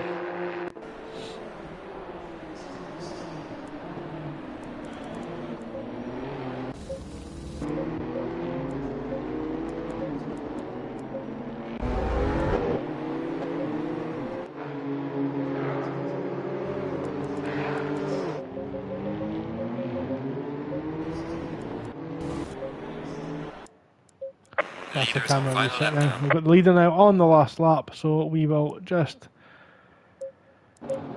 try and keep an eye on that. We've got Kiwi here still defending from Banana Man, who wants P4 from the back of the grid.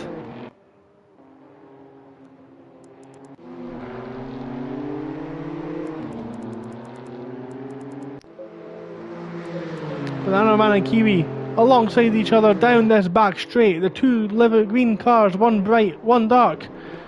Banana Man down the inside, sends it.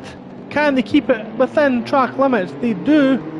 But Kiwi now back alongside, just behind, and is there going to be contact? No! Kiwi just pulls out of it. Great driving for them, the number 3 car, but they'll need to be aware of Rusty in that blue car just behind them. And it looks like that one's maybe just settled a little bit, as we've got Tux and Chicken Paxo alongside each other into this braking zone. Chicken Paxo takes the wider line, hoping for the better exit and the better drive into this long right-hander on the outside. They sweep in and make the move stick. And it looks like Banana Man's got past Kiwi and they're now defending hard from Rusty. Rusty into the last corner is thinking about a move down the inside. Rusty sends it. Can they keep it within the confines of the track? They do. And that's moved Rusty up into P4 from the second last. Banana Man from last on the grid. DB Kung back into P3 now. Denardi has just set the fastest lap as we come into what is certainly now going to be the final lap. I think that is a big enough gap for De Silva not to need to push, but we'll see what happens as Denardi is definitely on the warpath. They'll feel a bit aggrieved after that contact at the start of the race. Kiwi again, just hopefully they can hold on. They fell back at the end of race 2. Hopefully they can keep P6 from Groot in race 3. Chicken Paxo got themselves in front of Tux eventually. Vincenti just very close to Mr. Randy Flange Pants. Please do not make contact, guys. As they come through this SS section, it's going to be tight for them. And Randy Flange Pants gets out of control, and that's allowed Vincenti through into P10. As we now watch De Silva's ran wide. On the last lap, something's happened to De Silva. Denardi has taken P1 back. De Silva now under pressure from DB Kung as they come through Sector 3. What happened there?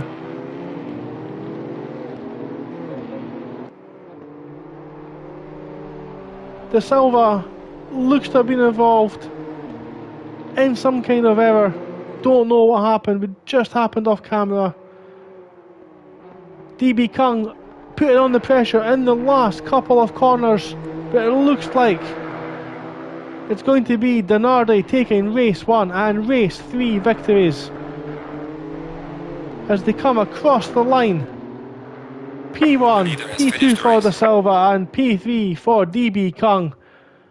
Fantastic from these three, and they've got a train of cars. Banana Man's been overtaken by Rusty. Rusty's moved up into P4.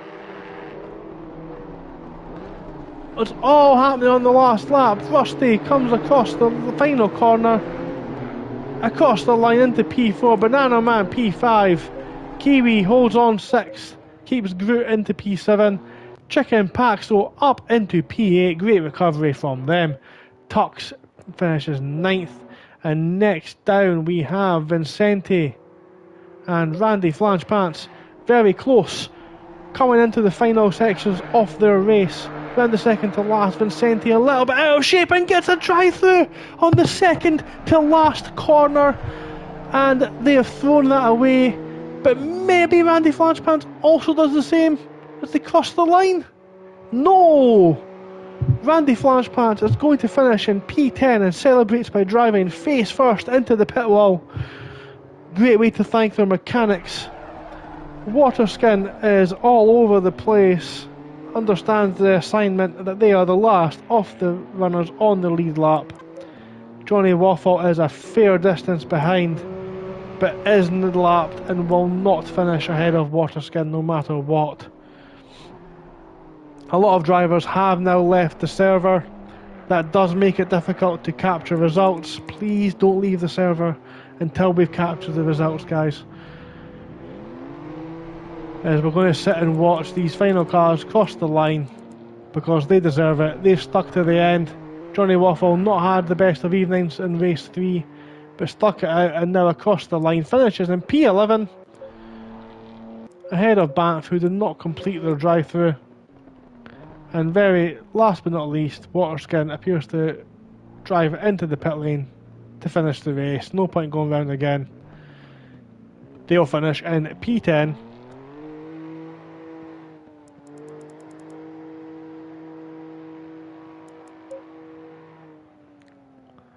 And there we have the order on the left hand side. I'll screen grab that for you guys.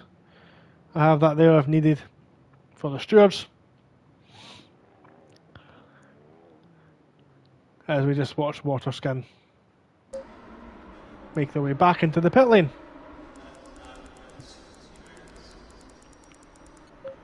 Banana Man, it looks like, has stopped it on track somewhere on their victory lap, potentially ran out of fuel. So, what a race that's been tonight. Action from start to finish. Truly has been a fantastic evening of racing. I hope you've enjoyed watching it just as much as I have. Commentary tonight done by myself, Gaming with Gordo. Feel free to check out my YouTube channel. Similar videos, highlight videos and commentary involved as well. Tonight's race has been brought to you by Race Club UK, and they are sponsored by Lovely Stickers. This was round 2 of their American Race Series event. We'll hopefully see you for round 3 next week. Until then, take care.